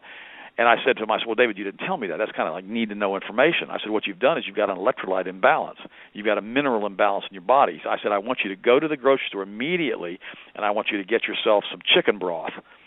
And he goes, chicken broth. I said, yeah, get organic chicken broth. Almost every grocery store sells the organic chicken broth. It's like a bone soup, like a broth. And I said, and I want you to take that and get some Redmond salt, not sea salt, but Redmond salt, which is mine salt, which doesn't have any contaminants in it. And all this stuff is available though at my website. And I said, get some Redmond salt and put it in the chicken broth. I don't have chicken broth at the website though. You can get that at your grocery store. And so what happens? And I said, and drink yourself a quart of this chicken broth right now. And he goes, well, I don't know. He says, Ted, I got to preach like 5 services the next 2 days. I said, dude, you don't need to preach anything until we get this heart thing working right. I said, you're one skip away, one heartbeat away from not being here to preach anything. So he did exactly what I told him to do. And the next morning he calls me up like 12 hours later. He goes, dude, what did you do to me? I said, well, I told you how to fix it. He goes, I cannot believe my energy. My heart's perfect. It's not racing. It's not skipping beats. And the reason that happens is the chicken broth is loaded with potassium. It's loaded with all these different trace minerals that your body has to have. So, ladies, if you've got a problem with leg cramps at night, take a magnesium supplement and start drinking a cup of chicken broth. It's easy to do that in the wintertime because you can make like chicken soup out of it. Just put a little bit of Redmond sea salt in it. Redmond mine salt, not sea salt, into the chicken broth. When you heat it up, it tastes absolutely delicious. It tastes like warm chicken soup. And my wife was having the same problem with leg cramps that this lady has is 50. My wife is 57. You can see a picture of her at the bodybyted.com website, also at the Health Masters website, because basically we practice what we preach. We both work out, and she was cramping, and she was jumping up middle light yelling, my calves are cramping. And so I said, start on the chicken broth, Sharon. So she started on the chicken broth. All of her leg cramps have stopped. Fantastic. There you go. Oh, but you got to salt it. You got to salt it. Okay, and that salt, by the way, I was reading on your website. That's mined like a mile below below ground. Yeah. It's ancient seabeds. That's right. It's pure salt. See, the problem now with the chemtrails, and I believe in chemtrails. I mean, we talked to you guys at length about this back in January. I've tested my rainwater. It's full of barium and aluminum. Okay, so that doesn't happen naturally in nature, and I can see the planes spraying this junk out of their aerosol dispersant, whatever jets they're using, however they're doing with their jet fuel. So I know it's in the fuel. In Florida, we used to have the most beautiful skies in the world. Oh, gosh, that's why they call us the Sunshine State. But now we've got this hazy stuff over us almost all of the time. You very rarely ever see a true azure blue sky. And so that's the same thing that happens with the salt ponds and the evaporative ponds out there in Utah in the Great Salt Lake. They're spraying the chemtrails like crazy out there. I've been out there. They're all over the place. They're constantly just almost opaque the skies. All of that aluminum barium ends up in that salt. It all ends up in the salt. So you don't want those types of salt. Plus, they bleach that salt. And all those chemicals and all the aerosol pollutants are in that salt. That's why I don't use sea salt, because of all the toxicity of the different types of salts. I use the stuff that's deep underground. It's the Redmond salt. It's like, and Himalayan salt is pretty good too, but we don't sell it. We sell the Redmond. When you look at the salt, Doug, it's actually pink. It's not white. It's pink. Oh, okay. And oh my gosh, does it taste good? I mean, it's unbelievable how it tastes. And that's why you take a little bit of that and you put that in your chicken broth. And I'm telling you guys, ladies especially, if you got leg cramps, 99% of the time that's going to take care of them. I mean, just that simple. Drink a cup of that a day. My wife was get up every night running around yelling. I said, I told you, you got to drink the chicken broth. She started doing it. Man, within a few weeks it was completely gone. And see, that's something that's easy to fix. That doesn't cost anything. You go to your grocery store and make sure it's organic, and buy some organic chicken broth and put some Redmond salt in it. And how simple is that? So that's a good question. Thank you for calling. If any of the listeners have questions like that, just text Doug real quick. I mean, we got another hour on the air. I could take a break from this other stuff. Now, let's talk about lowering blood sugar and how to reverse insulin resistance with these 8 foods.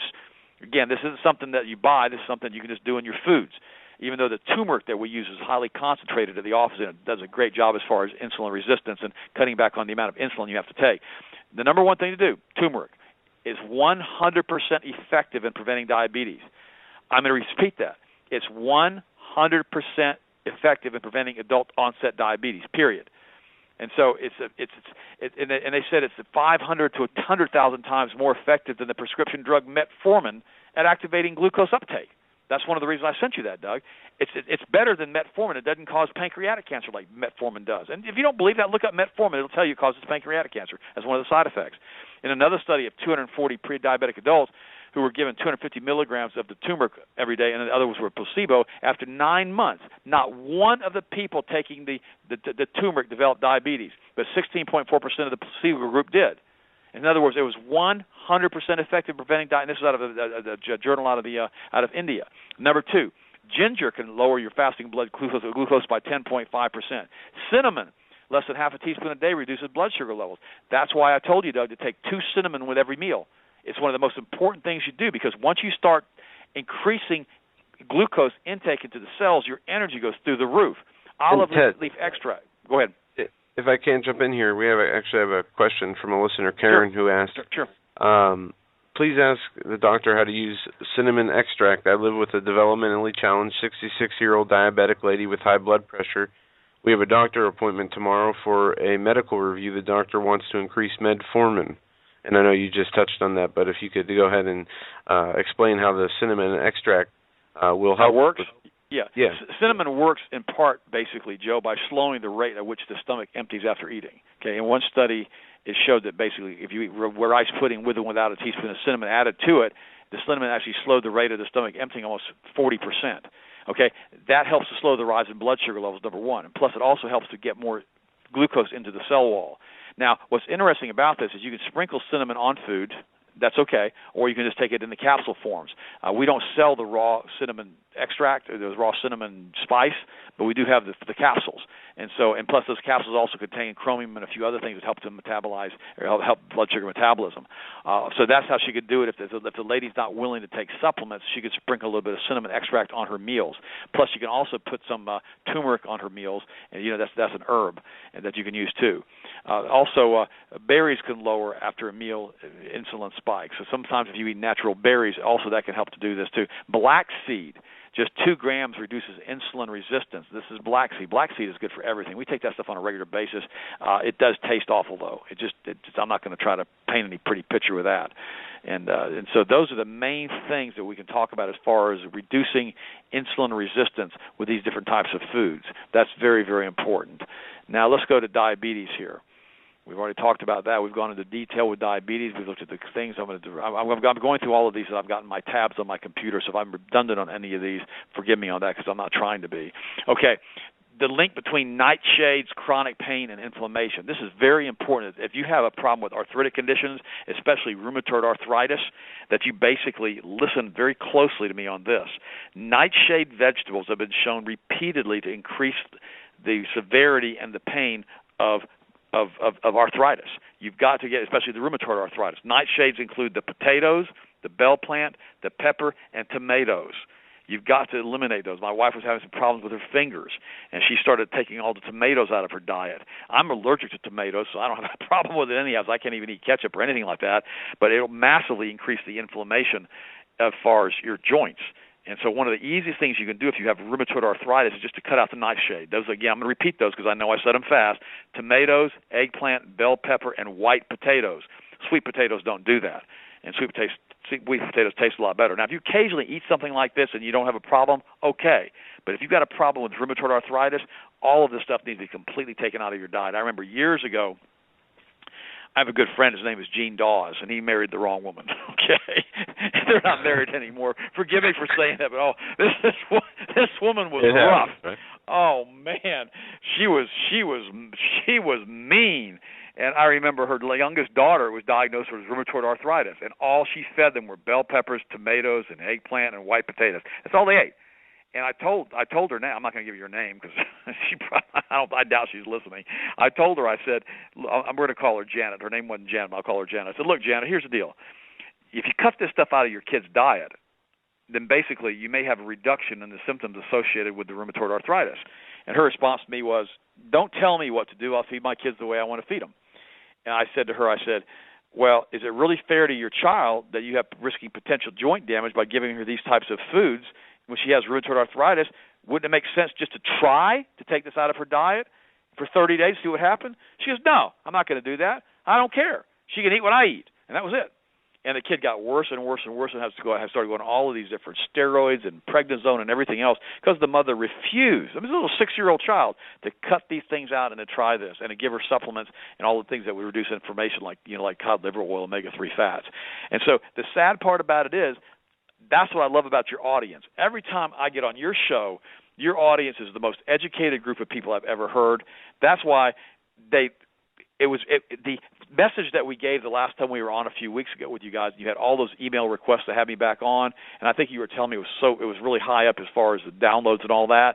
And what's interesting about this is people know the truth.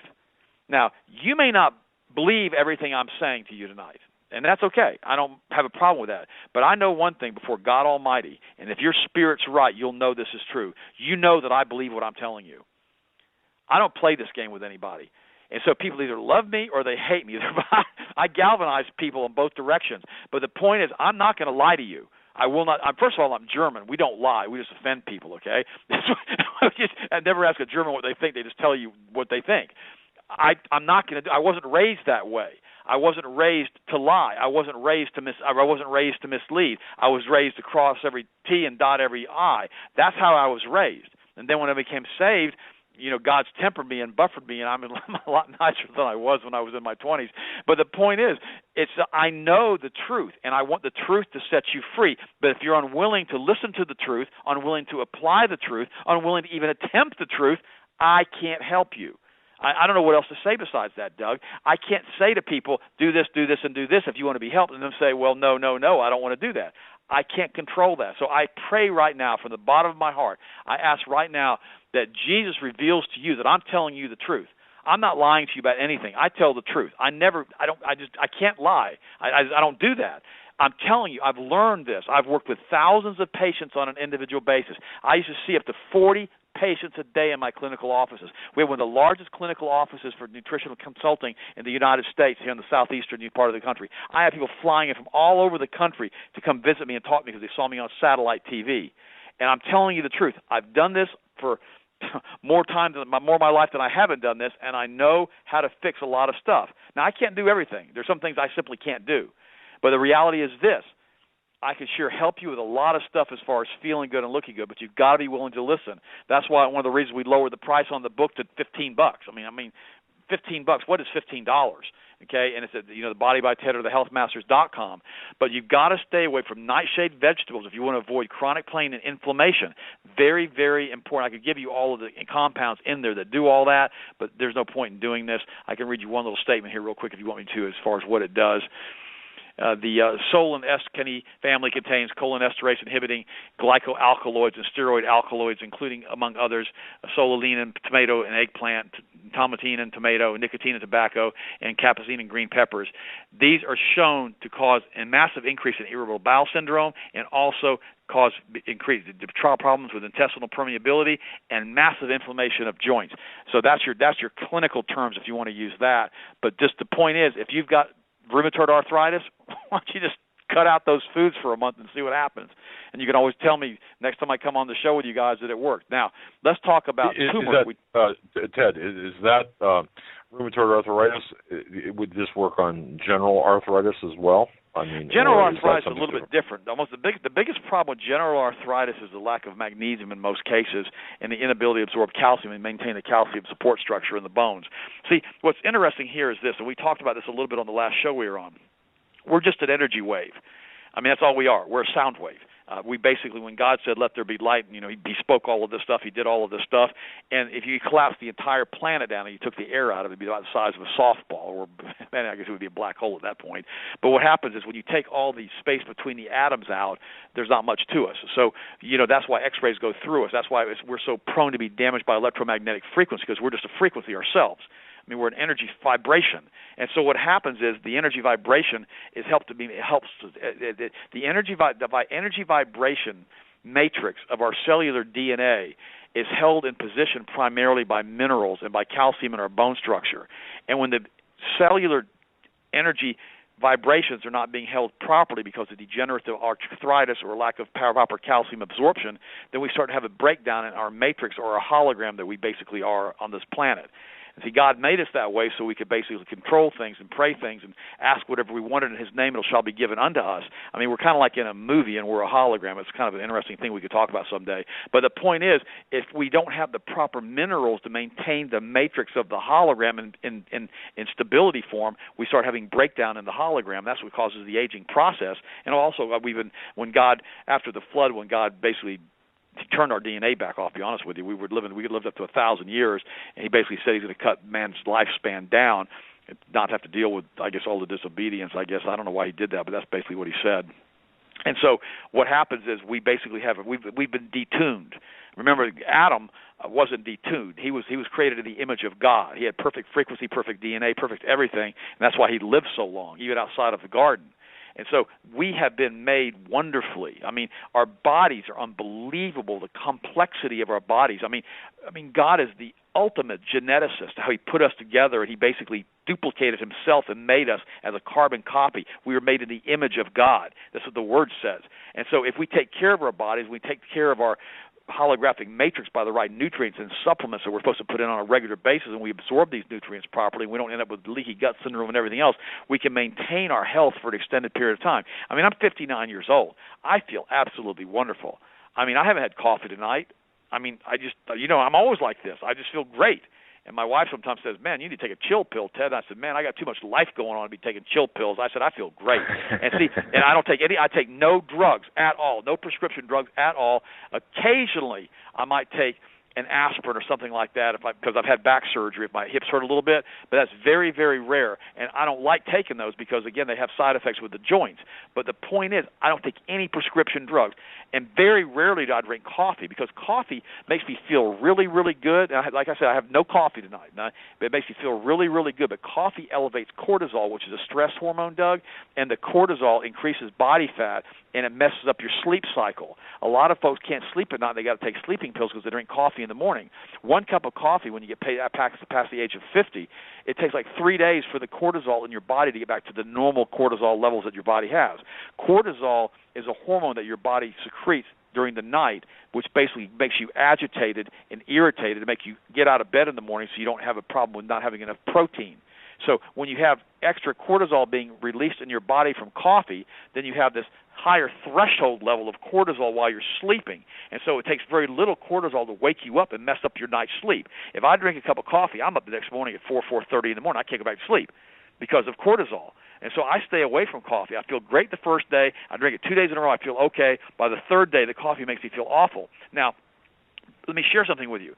When I had the problem with the pericarditis when I was 27 years old, I was drinking 18 cups of coffee a day while I was in graduate school at Florida State, because they make you do an inordinate amount of reading when you're in graduate school. So I'm always up reading, and I didn't really care, blah, blah, blah. And so I got into a habit of drinking a lot of coffee. And I would actually stack my caffeine. I'd have a glass of iced tea and a cup of coffee, and I would just go there, and I'd study for 6 or 8 hours.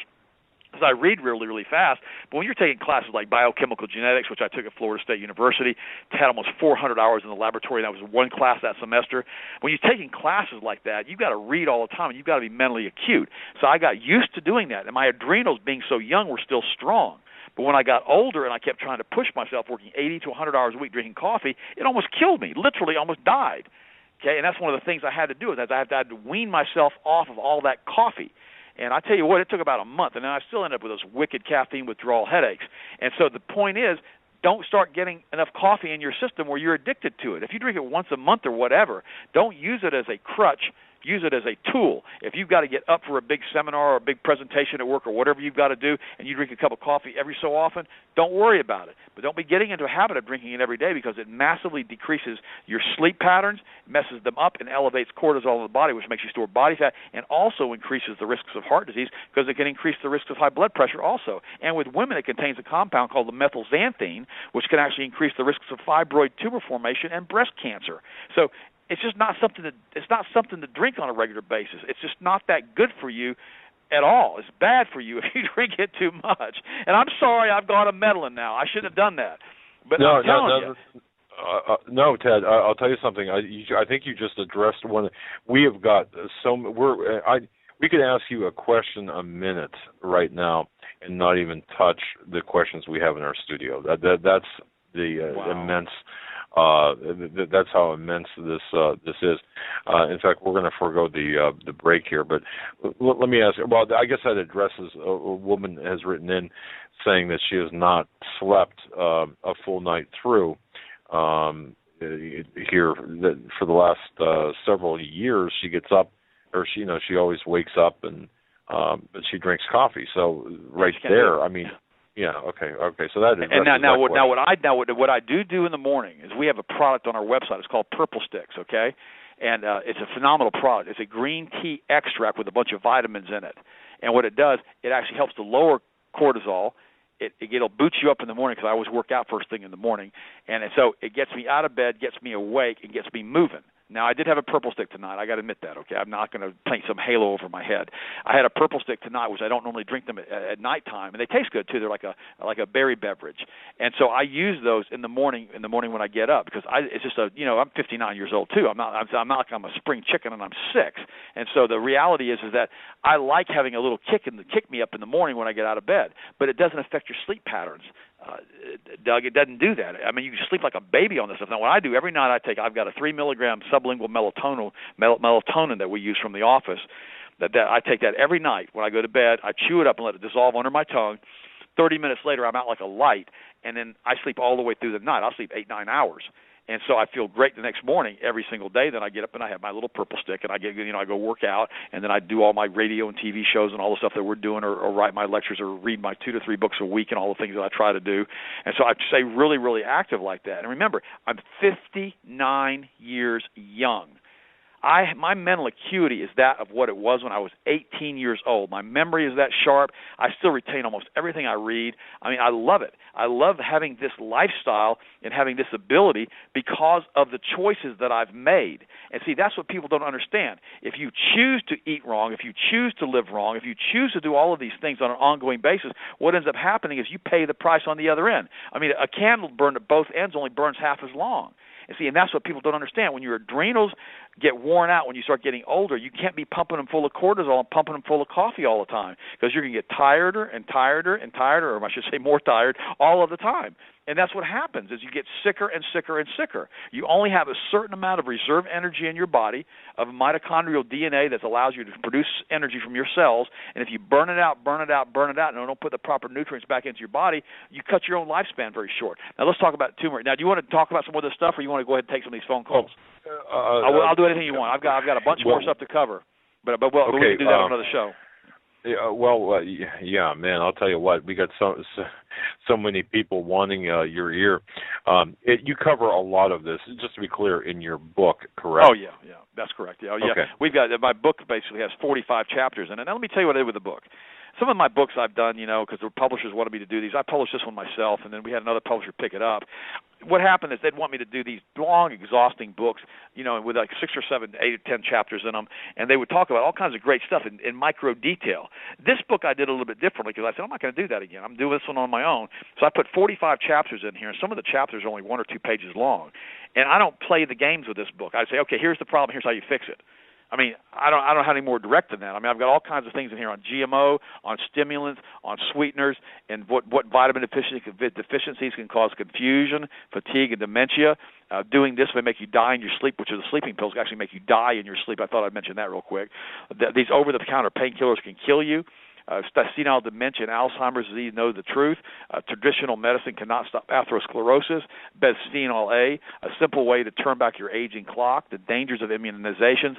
Victory over PMS and menopause. Ladies, if you're in the middle of PMS and menopause, you need to read that chapter. Unnecessary surgical procedures. The Rockefeller Medical Cartel. Hair loss in men and women. Red Bull Alternative. Effective new protocol that works to stop allergies. And all of this stuff is in the first page. This is all in the book. And it is $15. I mean, I don't even. I guess I could drop the price. No. I'll tell you what. Breakthrough Health, folks. And I just asked that question so you could describe it, Ted. I love the book, and it's direct. It has everything in it. Breakthrough Health, folks. Healthmasters.com. Now I'm gonna do something else. Okay, I'm gonna do something else. I've never done this before on the show. You order this book, I can get 3 books in a package for the same shipping costs. If you order this book, I'm going to give you Healthy Country Cooking, and I'm going to give you Maximum Memory at no extra cost, and those are like $25 a piece. So that's $65 with the books. This book was $30 when it came out. That's like $90 with the books for $15 for the same shipping, which is like $8. Now, wow. Only your show, though. And I'm going to be honest with you, the reason I'm doing that, I've got extra inventory of those 2 books, and I just soon have your listeners get them. But that's the Healthy Country Cooking, the Maximum Memory, and also this book, $15. I think it's $8 shipping. So like $23 to get 3 books now. I mean, I don't know what else. I don't know. I feel like I'm selling the widget on TV or something. Gosh. But I'll be happy. But I'm gonna have to tell my staff this. They don't know about this. If you call Austin right now, he'll have no idea what you're talking about. So, but I'll tell him. So when any orders go out tomorrow, we'll make sure we do that. I'm sorry. What were you asking me, Doug? Well, we have so many questions. Would you mind fielding some questions, and then we'll go. We'll see where that leads us. Because we've got so many people who just have questions, and they want answers, because they know that I'm going to tell them I don't know if I don't know. And there's one real good. Well, we got ones on cell phone radiation and all that, so we can do that at a later show. And then we've got another one. Let's see. We've got the thing here on turmeric, which has as effective as 14 drugs. I've got to do that, but we can do any of this later. And then we talk about the Rockefeller sterilization protocol. We have that thing I want to talk about tonight. Also, I want to talk about acid reflux too. But it doesn't matter. Go right ahead. Let's go ahead and do this. Let's take questions. We're going to try to jam as much as we can in here. This from Jordan wants to know: is there something better or natural alternative to take instead of? And I've never heard of this. Well, I guess I have Synthroid. For your thyroid. Sometimes you have to take that. It depends upon what they've done to your thyroid. A lot of times they'll irradiate your thyroid, you'll knock it out, and you basically have to take an alternative to that all the time. One of the biggest problems with thyroid function right now in the United States is the absorption of the halogens into the thyroid gland. Halogens include bromide, chlorine, and fluorine. your thyroid's supposed to get iodine. You need to be taking 13.5 milligrams of iodine, potassium iodine, every single day. That massively increases your immune system.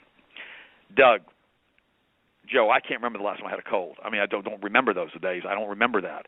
Now, Lord forbid, I don't want to catching something here pretty quick. But the point is, I can't remember because I take potassium iodine every day, I take vitamin C every day, and I take D3K2 every day. And what it does, it just keeps your immune system like stoked up, like you feel good all the time, and nothing touches you. I mean, you go everywhere now, and everybody's got a cold, everybody's got allergies, everybody's got all this stuff, especially with the chemtrails. The chemtrails with the barium, that really lowers your body's immune system. And of course, we already know what aluminum does. It causes Alzheimer's disease, and you're getting it right through the olfaction gland. Now, this is from some of the information that I got from Russell Blaylock. I mean, the craziest thing about this is that you don't have to drink the toxic water. You can filter it with the distiller, okay? You don't have to do that. You don't have to, eat the GMO foods. You can buy organic. You don't have to not buy good vitamins like you get at Health Masters. I mean, you can take good supplements. You know what I'm saying, as far as getting good nutrients. But you got to breathe the air, okay? So you're going to get all this junk from these chemtrails in your lungs and in your brain. So that's why you've got to take chelating agents, like I talked about, to help reduce the aluminum absorption in the chemicals. And turmeric does a very good job on that too, by the way, maintaining the immune system. So that's the thing, is you've got to learn that there's just certain things like fluoride and chlorine. I mean, fluoride can drop your IQ points by up to 20 points down. Remember, that's a logarithmic scale. That's a huge drop. And the average IQ now in the United States has fallen to 98. That's awful. 98.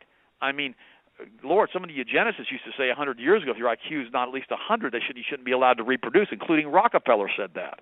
And so the craziest thing is that, we've got a whole country right now that's been dumbed down with statin drugs, with fluoride, with chlorine, and they have all these thyroid issues. So if you get off of all of that stuff, the halogens, the bromide in the bread, cut your bread products out completely, get off the fluorine and the chlorine and start taking potassium iodide every day, in many cases your thyroid function will return to normal without the use of any prescription drugs. Now, if you are taking prescription drugs, and you've heard me tonight, don't discontinue the use of any of those drugs unless you check with your physician, because a lot of these drugs have severe side effects when you come off of them, and so you have to taper or titrate the dosing down very slowly, and you need to work with your doctor in doing that. So that should answer that question, Doug. Fantastic. Okay, thank you very much. Joe, I'm going to kick it to you. I know that you're looking at a screen full there. Go ahead. I got a message here from Anne, and her question is, she states, my husband is overweight and diabetic on many medications for back pain, thyroid disease, and diabetes. His doctor informed him he would never lose weight until his thyroid was under control. He watched Fat, Sick, and Nearly Dead by Joe Cross, where his Mean Green Juice was featured to reverse the effects of obesity, diabetes, heart disease, and many other illnesses. In your opinion, would a diet of only green juice, including cucumber, celery, ginger, lemon, and kale, be sufficient to combat the illnesses, or are supplements also required? He needs to lose over 100 pounds within the next 6 months before his back surgery, so we're looking for the most effective way to do this. Thank you. Okay, I've had back surgery, so I can relate to all of this. I've had L4, L5 decompressive laminectomy. I had that done when I was in my early 30s, back in 1988. It was in the fall of '88. It was probably closer to Christmas, and it was an interesting experience. It was interesting actually, because I was in such good shape physically and emotionally, and also from a nutrition standpoint. I actually ended up being back in the gym within 3 weeks, and I was horseback riding within 6. And this isn't a little tiny laparoscopic decision they made. They did a full L4, L5 decompressive laminectomy on me, and I still work out 6 days a week. That's why I said a little bit earlier, every once in a while I'll tweak my back a little bit because of that, and I have to be careful with it. Now, as far as living on celery juice and cucumbers, I wouldn't recommend that for anybody. Okay, now I don't know this Mean Joe Green's green drink thing. I don't know what that is. Okay, I've never heard of it. Okay, but here's the thing. You've got to have a broad variety of vitamins and minerals in your diet on an ongoing basis to maintain the reserve energy of the body. There's a lot of fat that he's going to be losing, but the problem is when you burn fat, you also use a lot of metabolites to burn the fat and release a lot of toxic metabolites into the system.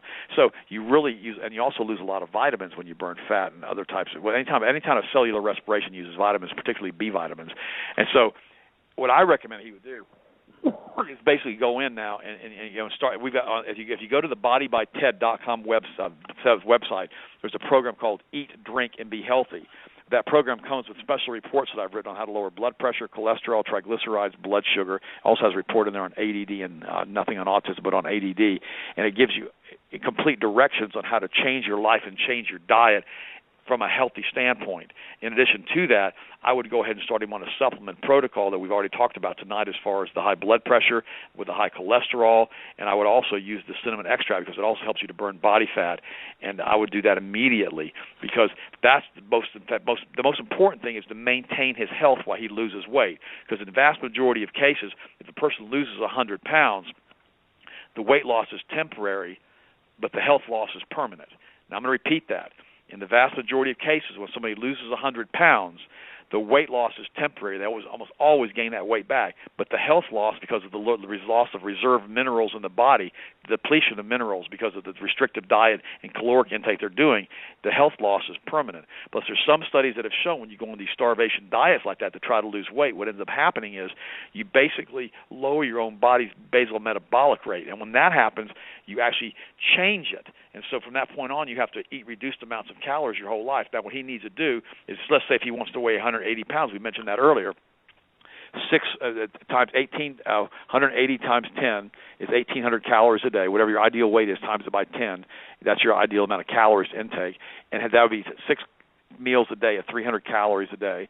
He can take CLA, which helps to burn fat like crazy, the cinnamon, which helps to burn fat like crazy, drink half his body weight in fluid ounces in purified water, preferably with distilled water right now, stay with lean chicken, lean fish, and vegetables, and make sure he takes a really good multivitamin mineral supplement along with vitamin E to keep the blood thin, and along with cod liver oil. And that way he can gradually lose the weight down as he prepares for the back surgery, but he'll be able to get his metabolism revved back up before the surgery, and hopefully by the lifestyle change, in some cases when you lose 100 pounds, you may not even need the back surgery anymore because that stomach, when it pulls on the back, it can really displace the disc inside of the vertebrae and cause pressure on the spinal nerve, and that's what causes so much of the pain. So in a lot of cases, when you lose the weight, the surgery may not be necessary. Try that Eat, Drink, and Be Healthy program, though. That's the protocol he needs to follow, along with the supplements I just outlined. Perfect. All right. Excellent. We got moving right along here. This is an interesting one that just came in through the studio from a Bo, it looks like. Please address those flying in the airline community. Hair loss, nosebleeds, radiation plumes we fly through. We are suffering from this heavily. End of email. Well, no, because the higher you go up, the higher radiation you get. That's why the pilots basically absolutely said they were going to go on strike if they were going to be forced to walk through the radiation scanners. There was Chernoff that had put into the airports a few years ago. I just for principle, I won't go through them. I refuse to, and I won't even go through the machines they have in there now after they replaced the X-ray scanners. I won't go through any of the machines. I force them to pat me down, and I tell them the whole time that I feel like it's 1937, and basically this is the Third Reich, and we're losing our rights. I mean, I say that every time I go through them. They look at me, they don't know what I'm talking about. They're completely clueless. They actually don't know. In fact, one of them said to me one time, "I have absolutely no idea what you just said." I mean, he said that to me, and I said, "It doesn't matter." And I'm not being facetious. I do that all the time. They won't touch that. I won't let them X-ray my children. My wife won't be X-rayed. And if we all did this in the aggregate, we'd stop this nonsense with TSA. If everybody said no, we're not going to do this, you pat us down, what's going to happen is they'll stop those scanners. They'll stop metal detectors. I have no problem with whatsoever. But all this other stuff they're putting you through in the airports, I don't do it. Now, here's one of the reasons. One of the things you can do with the pilots. Because they do get additional radiation. They've got to take antioxidants. They have to take vitamin C, vitamin A. They've got to take vitamin D3, and they've got to take vitamin E. That's very important. The ACEs, A, C, E, selenium, and D. Those are very, very important if you're flying a lot. At least 5,000 IUs of D3 a day. Make sure it's a lanolin-based source. In addition to that, you got to make sure you eat clean, and you got to drink a lot of fluids when you're flying, and make sure if they don't have the decent water with you that doesn't have BPA in it, drag a gallon of distilled water with you on the airplane. I've done that many, many times. Well, I can't do it anymore because they don't let you bring it in, but if you're a pilot, they don't restrict that. So that's what I recommend that you do. You you basically stay away from all of the junk food. Make sure you eat clean on the plane, as clean as you can. Make sure you take your supplements and your antioxidants, and basically avoid all of those scanners, which you already do. That's what I would do with that one, Joe. All right. Yeah, okay, fantastic. And by the way, I'm right there with you about the TSA. If we all said no and hell no, they'd back down and crawl back in their little holes where they came from. Let me tell you what happened to me one time. This is an interesting story. I've never talked about this on the air before. I just done a huge international TV show out in California, July of last year. And I was getting on the airplane, and this is the craziest thing you've ever heard of. And if I've told you guys this story before, just stop me, because I don't want to be redundant. And I don't think I've ever told it on the air. And what happened is I'm going through TSA, and I refused to walk through the scanner. And so the guy puts these swabs in my pockets. Well, I pocket carry a 1945, a Kimber. I carry a Kimber, a 45 Kimber, a 1911 Kimber. And so I pocket carry this gun. So I'd been shooting the weapon a few weeks earlier, and I hadn't cleaned it yet, which is negligent on my part. I know that, guys. Fuss at me later. And what happened is I'd gotten gunpowder residue on the inside of my pockets. Now, I'm in California, and so they tested my pockets for explosives, and I tested positive.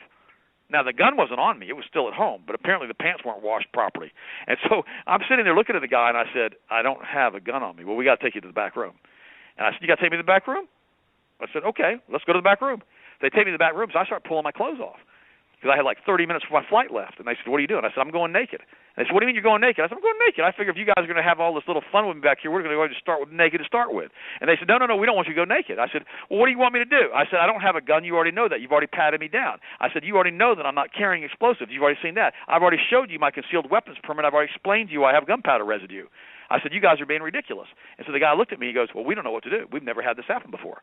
So they call the guys up from the airport. This is LAX. They call the head guys up. So two guys, you could tell they were ex-military. They come walking up. And I'm sitting there with no shoes, no belt. And finally I looked at the guy and said, may I please have my shoes? Sure. So they give me the shoes. I said, can I have my belt? Sure. Can I please have my watch? It's in the briefcase? Yes.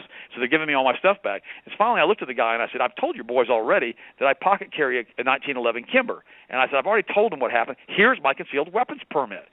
And they looked at me and they said, okay. I said, what are you going to do? And they said, oh, you got on your plane now. We're done. And I'm like, okay. So I got on the plane. Can you believe that?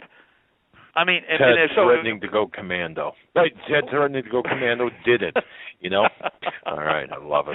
But guys, isn't that nuts though? I mean, that actually happened to moi here, and I thought to myself, this is ridiculous. Okay, back to the question now that we've got a little segue. Well, I love that, and the audience loves it too. Hot flashes. Let's see here. Anything you can recommend that you might have, or that this Gloria could possibly get that would stop hot flashes when not taking HRT? She was on HRT for 10 years. I want her to read this chapter. My wife said, I'm going to read this part of this. I'm going to give you the full recommendations out of this chapter, okay? Or she can spend the $15 and get the book, okay? 21. Victory Over PMS and Menopause by Sharon Brower. Now, my wife and I have been married for 30 years, and I tell everybody, we've had 29 great years. 1 year was hell. It was hell. I mean, that's what it was. It was awful. She went through menopause. And I told her, she writes about this very candidly in this book and tells you what it was like with her menopause. And so what we do is we have we have a menopause support program that she put together because I had to find a way to fix this because I couldn't deal with it.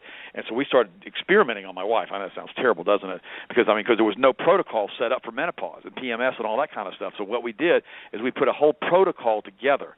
And I think we've also got this posted on the website. By the way, we have a health newsletter. If you want to just get free stuff from me, go ahead. You can sign up for the Health Masters. There's a newsletter you'll get 3 times a week. Okay, menopause support program. This is one of the products that she takes. 5-HTP, that's 5-hydroxyl-tryptophan controlled release. That's a super important product to maintain moods and emotions. Methylated B vitamins, we have all this on the website.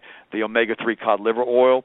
She also uses DHE cream, and she also uses progesterone cream, and she uses sublingual melatonin. That's what she uses. That's the 7 protocols that she used that completely and totally stopped the menopausal symptoms. I mean, within 30 days, she was back to normal again. So that's what we do, and that's how we do. It's all laid out in the book, and it's also laid out for free on the website. You can read about it there. Fantastic. All right. Because I could elaborate on that more, but I mean, it's just my wife did such an excellent job, and I edited it for her to make sure it was accurate from a nutrition standpoint. And she's very good at this too, by the way. We've got great cookbooks now, which everybody's going to get a cookbook now for free too when they order that other book. So go ahead. What's the next question? 48-year-old woman, low in vitamin D, achy joints, mainly in the hips. She's got to switch from side to side all night long, and she's a slide as she is a side sleeper, as am I, by the way. What can I do? Same thing. Get off the coffee. Make sure you have a good mattress. I use a Sleep Number bed, and no, I'm not affiliated with Sleep Number. I don't own stock of Sleep Number. It's probably the best mattress I've ever used. And I also put like a 2-inch foam pad that I got from Sam's Club on there, which is like a memory foam pad, and I adjust that, and that takes a lot of the pressure points off. That's really important, especially with your hips. In addition to that, I try to keep it at an air inflated rate that's very easy on my shoulders, because I've trained so hard my whole life that I have to make sure I can't just put a lot of weight on my shoulders all night, or I'm rolling and turning all night. And in addition to that, have her use the chicken broth, and have her start taking a good magnesium supplement.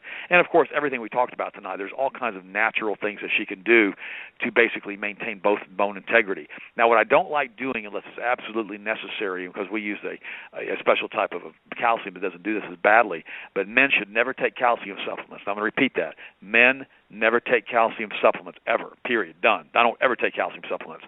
Okay, women, do it in moderation if you need to as you get older, when you start going into menopause, but it's better for you to be drinking some raw certified goat's milk or raw certified cow's milk, though the goat's milk is better for your calcium needs. Because remember, the body uses calcium like oil in a gas in an engine. It recycles the calcium constantly. The magnesium, on the other hand, it's like the gasoline in the tank. It has to be constantly replenished. That's why magnesium supplements are more important, as far as I'm concerned, than calcium supplements. And that's why with women, I don't recommend the calcium supplements unless they just need to do that. My wife takes a little bit of those, but I don't recommend it if you don't have to, and never with men.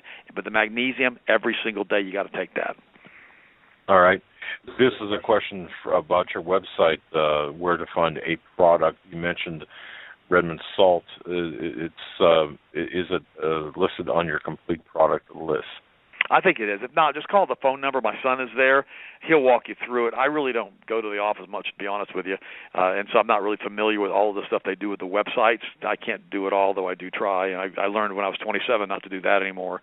But the 1-800-726-1834 number, 1-800-726-1834, and tell Austin when you call, because he's there right now, that I'm going to be doing 3 books for the 1 book. And he'll believe you if you tell me, because he'll call me anyhow, verify it later, so that you don't have to get in an argument with him. He'll know that I did this on the air. He's not expecting it. All right, and then one more question before I turn it over to Joe here. We've got about 4 or 5 different people asking the same question. Ultimately, okay. Do you have like a starter pack, or for newbies that are just becoming conscious of their health? Do you have a starter pack or some sort of package that you can That's what we did with Eat, Drink, and Be Healthy. The Eat, Drink, and Be Healthy is a systematic process that takes you over to a 6-week process on lowering your blood pressure, cholesterol, triglycerides, blood sugar levels, and teaching you how to eat correctly. We've sold hundreds of thousands of those. I mean, that's not an exaggeration. Over the last, we put that together back in like 91, and it's been around for 25 years now, and it's still just as fresh as it was then. And of course, we have all the other information in the Breakthrough Health book, and I think you get the Breakthrough Health book anyhow for free when you order that, which means now you'll be getting 3 books for free when you order that. And so it's like $99. And what it does, basically, it helps people to lower the blood pressure and the cholesterol, and it's like a newbie package. And so if you're not going to do anything else tonight, get that and listen to it. It's CDs, which means it's old technology. I mean, it's not an MP3 download, but it's actually, you get the physical CDs, and it comes with a book, it comes with a cookbook, it comes with these other books now, and it has all of the medical reports included in that. So you'll be getting like a whole starter package from me. If you wanted to just start on a starter package of supplements, I don't really have that, I don't think, on the website, but I think it would just be a multiple B vitamin. It would be the ultimate multiple, the B vitamin, the vitamin C, and I would also do the turmeric, I believe, if I was going to do that. It depends on what your needs are. Those 4 products, the B, the C, the turmeric, and the multiple. And if you're dealing with cardiovascular stuff, do the cod liver oil, and also do the vitamin E. Those are all super important. I mean, I can't tell you how important that stuff is. I take more than I also take zinc. And when you go to the HGH Stimulate product at the bodybyted.com website, that's really easy to find on that one. which has the Eat, Drink, and Be Healthy on it. It basically, the HGH Stimulate, that product also acts like a natural Viagra in men. It also contains the arginine, which helps the cardiovascular system, and it also basically helps to lower blood pressure almost immediately. It's a phenomenal product. I use it every single day. I love that stuff. And that product, by the way, has the highest repeat order purchase of any product that we manufacture or sell, because it really, really, really works. And of course, beet powder is really good too for increasing energy. I take 2 scoops of that every morning. I get up in the morning and I have a protein shake. I have like 4 different items I put in it, and it keeps my energy level stable all day long. And it makes me feel really, really good. And we've got all that information too on the website as far as what we use for the protein shake. That's GHI Cleanse. That's a berry fuel product that we use. I also use I5, which is an immune boost in that, and I use 2 scoops of the beet powder, and I mix it with water and ice, and it actually tastes very, very good. Like a lot of green drinks are awful; they just taste awful. But this actually tastes great. I actually enjoy drinking it every morning, and so that's something that we have that's very, very good, and it's very, very healthy, and it's a good start for the morning, and it has a lot of nutrients in it. Thank you, Ted. All right. You know what? Because of the number of questions that we have, Ted, what I'd recommend people to do is please visit healthmasters.com rather than us attempt to go through all of this, because you had mentioned a couple of things. One thing that, there's several things that you wanted to get into. And if you look at this as kind of a triage type of a situation in terms of topic triage, we can call it. Ted, we're going to urge the people that have written in to look at your website, go through the articles, and do the research there, because a lot of them are. I've written hundreds of articles that you can read for free on almost every topic, and I go into detail. So let's talk about acid reflux real quick. There we go. Okay. Let's talk about acid reflux. This is really, really important. You have an esophageal sphincter at the base of the esophagus, which goes into the stomach, and this detects a certain concentration of acid in the stomach. If the acid's not high enough in the stomach, or your digestive enzymes aren't high enough in the stomach, what ends up happening is it doesn't close. And so when you lay down, you have acid reflux. And so you don't have a problem in 99% of the cases with acid reflux of having too much acid in your gut. You have a condition in which you don't have enough acid in your gut. And so what they do is they basically give you all of these drugs which basically stop the production of acid in the nutrients, acid in your stomach. Now let me share something. This is important. The most commonly prescribed type of acid blockers are called proton pump inhibitors. They've been associated with a number of undesirable results, including reduced calcium absorption, associated with increased risks of bone fractures in women, reduced absorption of other minerals and key nutrients, and increased risk of pneumonia because the acid-free stomach lets pathogens into the body, and an increased risk of dementia, especially in elderly African Americans and probably in others. And so what happens is this.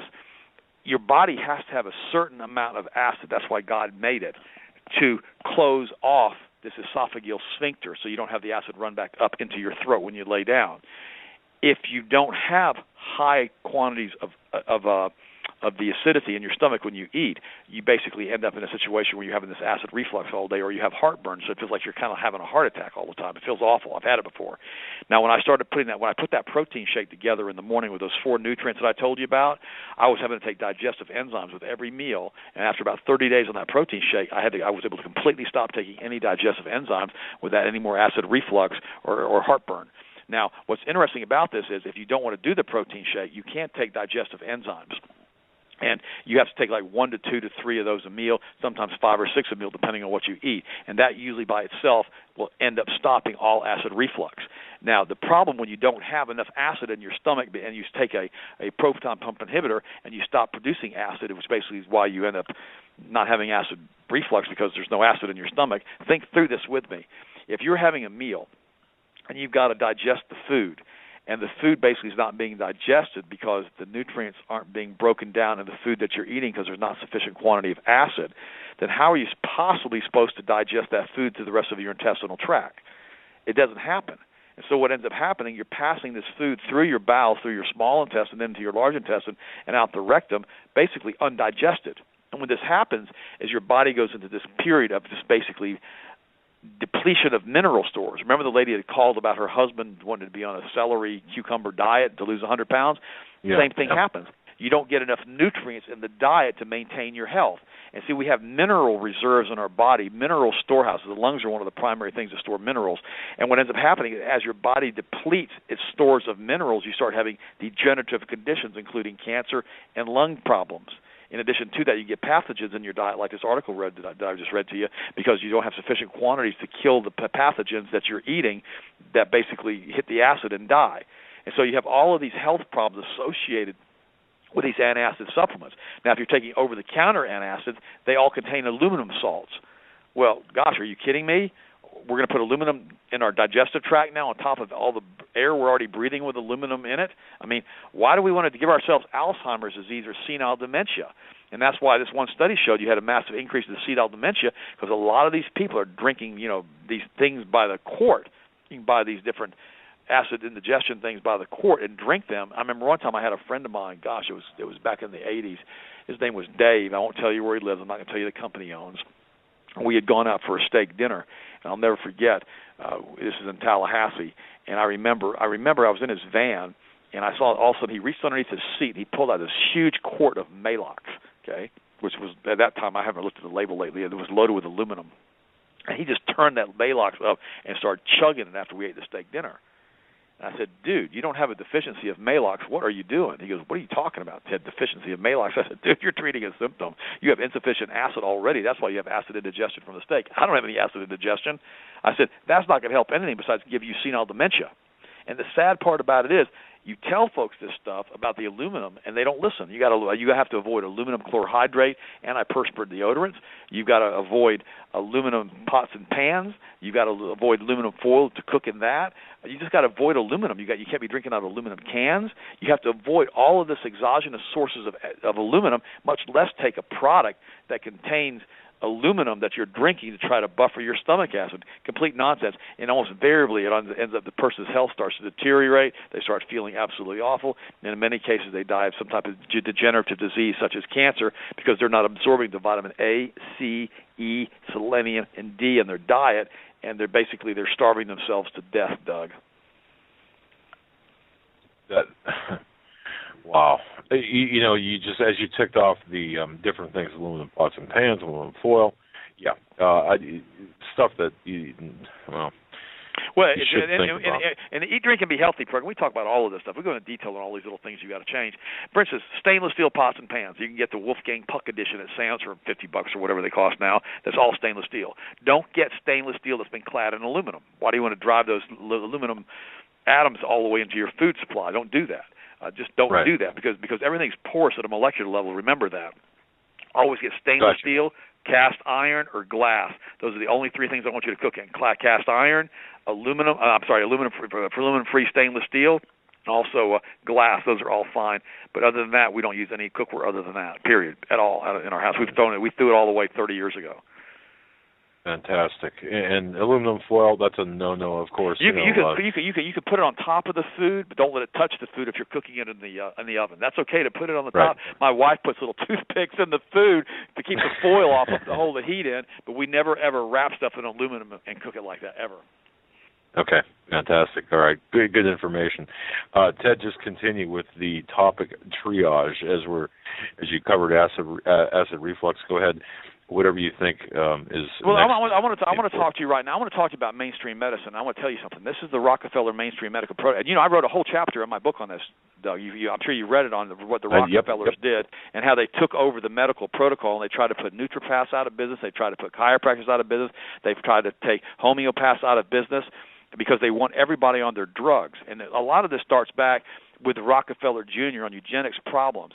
And this is interesting to me because there's an article that I have here that came in my email today. It was from 1915. It's a newspaper clipping, and it starts talking about, for the first time in dramatic history, the perplexing problem of limitation of undesirable offspring, which has been engaging the attention of thoughtful eugenicists and sociologists the world over, is dealt with on the stage in the play that we are producing.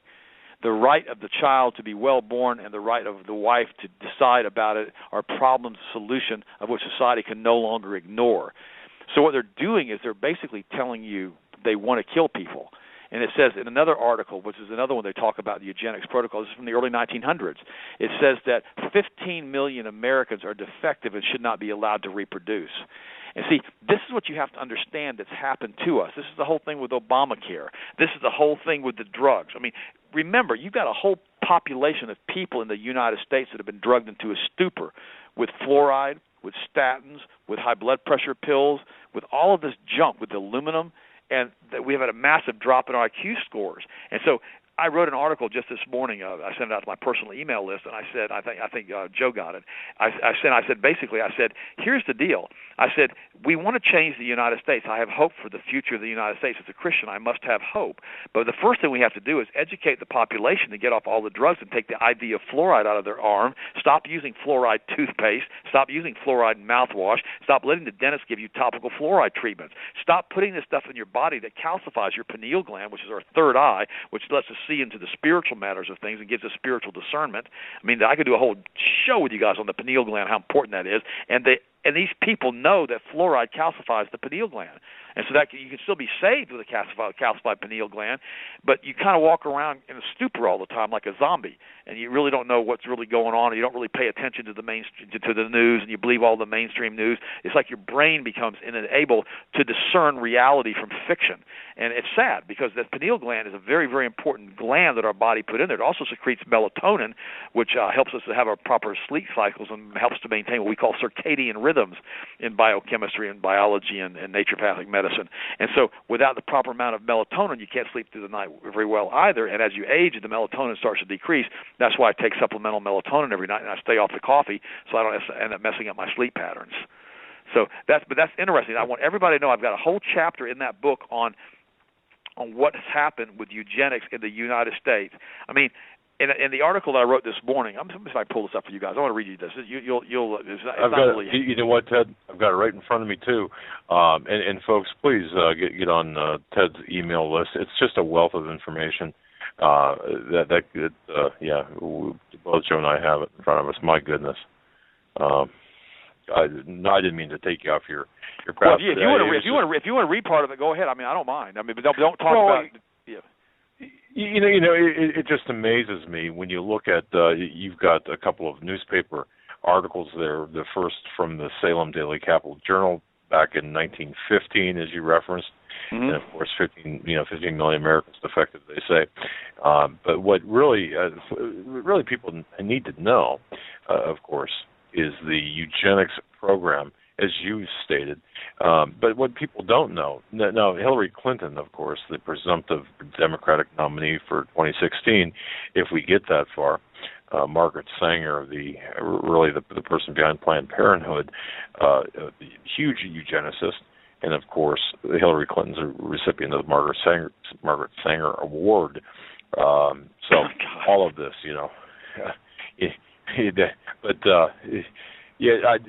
go ahead, Ted. I don't want to take away from your time. Well, no.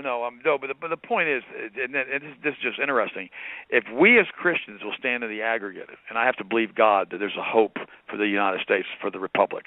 But if we as Christians don't stand in the aggregate, and we don't stand against this, and we don't fall on our knees, and we don't repent to God Almighty, and you go, well, the guy's starting to preach a little bit now. Well, that's okay. Just give me a second to preach. I like preaching, okay? If we don't repent and fall on our knees before God and say, God, please forgive this country for what it's done. I mean, right now, we've killed close to 60 million babies through abortion. I mean, when the Israelites left Egypt and they kept putting these temples on the high places and and sacrificing their children to Baal, God had enough of it and basically ended up selling them into slavery and scattering the Israelites. And it wasn't because that's what his goal for them was. What happened is he just got tired of having to deal with all of this horrible, horrible disobedience. And that's when the Jews basically got scattered all over the planet. They weren't put back together until after World War II in Israel. And that was a big Rockefeller, Rothschild thing that did all that. But the point is this: you need to realize that God has a certain limit, until God just says genug, which is the German word for enough. And it just says genug. I'm not going to deal with this anymore. And I mean, how many babies do we have to murder in the United States through this abortion protocol that we're doing before God just looks at us and goes, genug, I'm not dealing with it anymore. I mean, the United States started to be lost back in the early '60s when I was in like second grade. I remember still being able to do a Bible verse and get a New Testament, and then it was like the following year they took that out of the schools. And they basically said that we're not going to let people have Christianity in the schools anymore, and that basically we're not going to do that.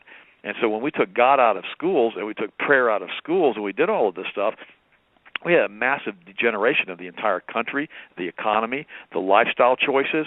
And then, I remember as a kid, my big TV show that I like to watch every day was George Reeves with The Amazing Adventures of Superman.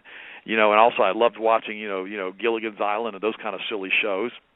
Those were just good old-fashioned, just basically slapstick comedy, shows that were just fun to watch. Didn't have a bunch of underlying overtones of all kinds of junk in there as far as weird lifestyle choices. And the sad part about it is if you're watching the TV set and you allow it to put yourself into an alpha brainwave state and you sit there drooling while you're eating your chips, watching your sports shows, not wanting to be engaged in anything else, I'm telling you, that thing is very effective at programming you.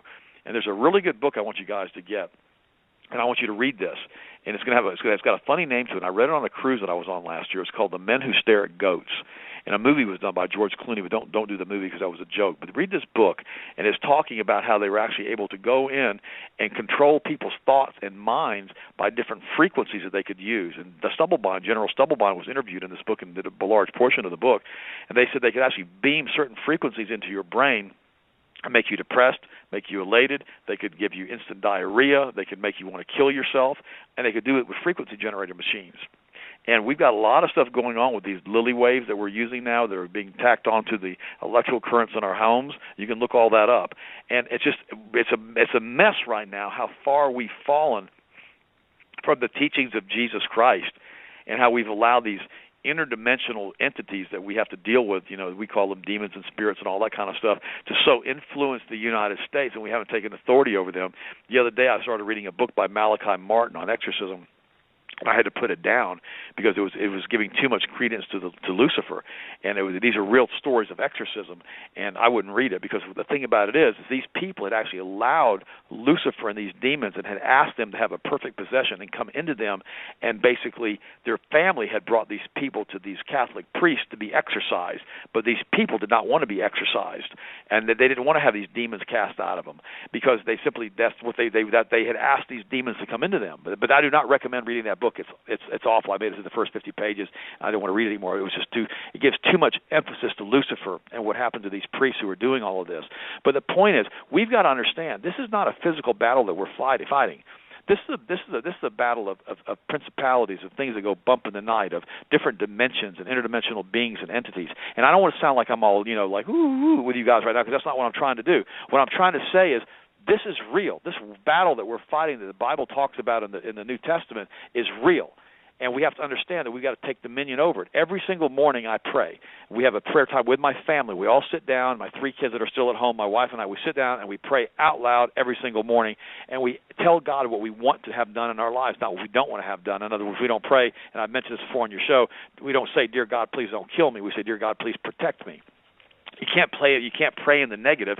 You have to speak the things that you want, because remember, we're in a holographic sound wave basically that's called this planet, and that we basically have dominion over this planet because we basically have a blood covenant with God Almighty through Jesus Christ. And so Lucifer's under our feet. So we don't have to spend a whole bunch of time trying to defeat the devil. He's already been defeated for Christians, but he sure hasn't been defeated on this planet. And that's why he's running rampant with people like Hillary Clinton and all these weirdos, and half of them are Satanists anyhow. You know that in the Democratic Party. We already know that with the child pedophile rings and all the other things that are going on in Washington and with the United Nations. So none of this stuff has to be made up. But tonight we've been able to talk about health and nutrition, and I've really focused tonight on this because what I wanted to do is make people realize that you can feel good, you can have tremendous energy. But, the most important thing is make sure your soul is right, make sure your spirit is right, because this body that we have, it may make it 70, 80, 100 years, whatever. It's still going to check out. And then we've got to go and we've got to talk to God about what happened on this planet. And it's better to go ahead and have him say to you, "Well done, good and faithful servant," because we're all going to have the same outcome if Jesus doesn't come first and if the Lord doesn't tarry. But right now, with what's going on this planet, everybody listen to me for a second. You don't want to be sick if this financial collapse occurs, which many people are projecting next fall or next spring. You don't want to be sick as far as having all kinds of health problems, taking 10 different prescription meds. What happens if you can't get a hold of your medications and you've got to come off the meds suddenly? That's why they said that in many cases, half the population, up to 90% of the population, will be dead within a year without electricity because they haven't prepared for this eventual outcome. And if you think that God will continue country unless we pray in the aggregate, I can't see that happening. I don't know if you can, Doug, because we've basically blasphemed God and allowed him to be blasphemed so much now that God is a just God. He's a righteous God, and unless he just has mercy on us because of the ones that are here that are still trying to serve him, we're in a mess. And quite frankly, this constitutional republic that we have is pretty much gone already, and unless we learn what we need to do to correct the government, correct our health, correct all of these things, and get off all these drugs that are causing us to be in in this mental decline in this country, it's going to be very difficult to get the people to wake up, Doug, and to make them make changes that are going to be beneficial. And there it is. That's why, folks, we've asked Ted to come back on, and hopefully, Ted, you'll be a regular. I've been getting a couple of emails, a couple of people have said, man, you got to have Ted on all the time, on a regular basis because he's got so much knowledge and information, and you do, and you connect what's going on right now, the contemporaneous with health, and we've got to understand that we've got to be in shape or relatively good shape to make it through to the other side after whatever we get hit with, whether it's and I do believe it's going to be an economic crash. Since you brought that up, what are your thoughts? We got about 4 minutes. I want to leave you enough time too to talk. But let me ask you this first, Ted, because the other things can wait. Radio programs, any appearances coming up here in the near term over the holidays? Yeah. I'm going to be hosting the Power Hour, and I hope I can get you guys on there on Tuesday. I'll be hosting the Power Hour Monday, December the 29th. It's from 8 in the morning until 11, and I'll be interviewing Jero Salente in that interview. And so that'll be good. And I'd like to have you guys come on December the 30th if you have that clear on your schedule that morning, and so we can go ahead. I want to be able to shut up and let you guys talk. To be honest with you, because I really enjoy what you guys have to say, and I really want to hear what you guys have to say. And I've learned something here in the last few weeks that I've been hosting the Power Hour. I actually enjoy being a host. It's a lot easier than being a guest because you can just kind of just chill out, and because I've done thousands and thousands of interviews. In fact, I don't know if I ever told you they actually asked me to be on Oprah Winfrey back in the '90s, and I turned them down. But I'll tell you that's another story. And so there's a lot. So I've done. I mean, what happened is I did the big seminar up there in Chicago. I forgot who was with me. We probably had Bush and Schwarzkopf there, probably 20 or 30,000 in that Coliseum up there. And one of her staff members had gone to it, and they had heard me speak. And they asked me to come on her show. Well, I'll tell you now, I turned them down because I didn't have a book in the stores at that time, and they would not allow me to give out an 800 number to my office. And they wanted me to go in there and debate like a panel of medical doctors as to why my protocol was more effective than their protocols were using drugs. And what it was, it was an ambush, is what it was, and I just chose not. I chose not to do that because I was too busy as it was to be playing that kind of game and flying up to Chicago because that was a liberal bunch back in the '90s. I mean, well, they still are. Chicago's awful, and so I've already done all of that. And what they do is I did a talk show a few months ago with this guy, this super liberal, and all he wanted to do was basically just bring obscure facts out of the middle of nowhere and try to confuse me, which he couldn't do. And then he was arguing with me about the open borders in the southern United States, bringing in diseases into the United States. He told me that I was a racist, that I didn't want to have open borders. And I said, I never said I didn't want to have open borders. I said, I don't want diseases coming in. I said, why are you putting words in my mouth? I said, we have a horrible immigration policy in this country that needs to be fixed. I don't know if this is the right way of doing it, bringing in hundreds of thousands of sick people. And I said, but all these people need to be quarantined before they go in to the United States. And so anyhow, I shifted the show back to health, which is what it should have been to start with. And then, of course, now we have this respiratory virus that's swept through the United States into schools as soon as schools went back in because all these sick children out of Central America, which we've tracked that respiratory virus back to Central America, has now infected a whole bunch of people and killed a bunch of children in the United States, which is exactly what I was afraid was going to happen without having the proper medical screening for these kids. Do you see Ebola being a threat here as winter takes hold, continues to take hold across the United States? The last time I was on with you, we had a real detailed story. We did a whole bunch of stuff on Ebola. I believe Ebola is being completely suppressed by the media, I believe that Ebola or some other type of pandemic, perhaps Ebola combined with the flu virus or the common cold, has been genetically produced. I believe that because I've seen what they do. They just all sorts of every manner of evil they can do at their Kinnemuth laboratory there in Sierra Leone that has been closed by the government now because of what they were doing there, and the Sierra Leone government closed it. But the reality is I mean, these guys from Tulane and Colombia that were over there working on these diseases and trying to mutate these Ebola diseases to make them more virulent as a form of weapon for the. I don't know who wants to release Ebola to the population? I mean, don't these people realize they got kids and relatives too? But the point is, the whole thing is just nuts. See, that's why it's like Mike Savage said. He said on a show a few months ago. He said that there's like a giant Dracula that has come over the country, and that we have this huge shadow of evil that's come over us. Some call it the giant vampire squid, referring to the Rothschild banking cartel. But all of these people, they're wicked, wicked, wicked evil. So, I don't know what's going to happen as far as Ebola. I believe that sooner or later they're going to do some type of emergency. They've tried their best to start a doggone civil war with the blacks with Ferguson, and they couldn't get any traction with that mess. I mean, it's awful what they've done with that. And the sad part about it is that, they're going to keep finding spots and hot spots to try to promote stuff and try to do things with. I mean, why were all those vehicles there from the Department of Homeland Security, and why were all those provocateurs in the crowds? And the sad part about it is mainstream media doesn't report on any of this stuff. I mean, they refuse to talk about it because they're owned by the Rothschild media cartel, which basically controls the AP wire and the Reuters wire. So if they tell the people that it's not news, they can't report on it. I had the same thing happen to me. I used to do so many shows in the secular world, and when Clinton signed that thing back, deregulating radio back in the 90s, it ended up costing me a huge amount of shows because the mom and pop stations went out of business and were bought up by these giant conglomerates. And so this whole thing has been orchestrated for a very long period of time to bring the United States to her knees, which they've done. They've done it financially, they've done it socially, they've done it health-wise. They've brought us down, and the sad part about it is if we as Christians don't stand in the aggregate, I'm going to repeat myself again, and pray, this is not going to change as far as I'm concerned. I don't believe God's going to turn and restore our nation. I don't believe he's going to do that, not unless we get together as Christians and we pray. Ted, we are absolutely out of time. We've got about 15 seconds left. Your website, healthmasters.com, Body by Ted, your book, Breakthrough Health. Everybody, folks, please go to his website, bookmark his website. We're going to have Ted back on. The Power Hour, Monday, December 29th, Tuesday, December 30th. Ted Brewer being host. God bless you, my friend. I'm sorry we're out of time, buddy. Wow, what a fantastic 2 hours. Just want to thank you so much for spending your time with us, and thank your wife for sharing you with us. We really appreciate it. Doug, Joe, I appreciate you guys. God bless your audience. I pray that blessings of Yahweh on everybody, and I pray that everybody just stands in aggregate, and we all pray together, and we can change this mess that's going on. All right, we'll talk soon, buddy. Thanks, Ted.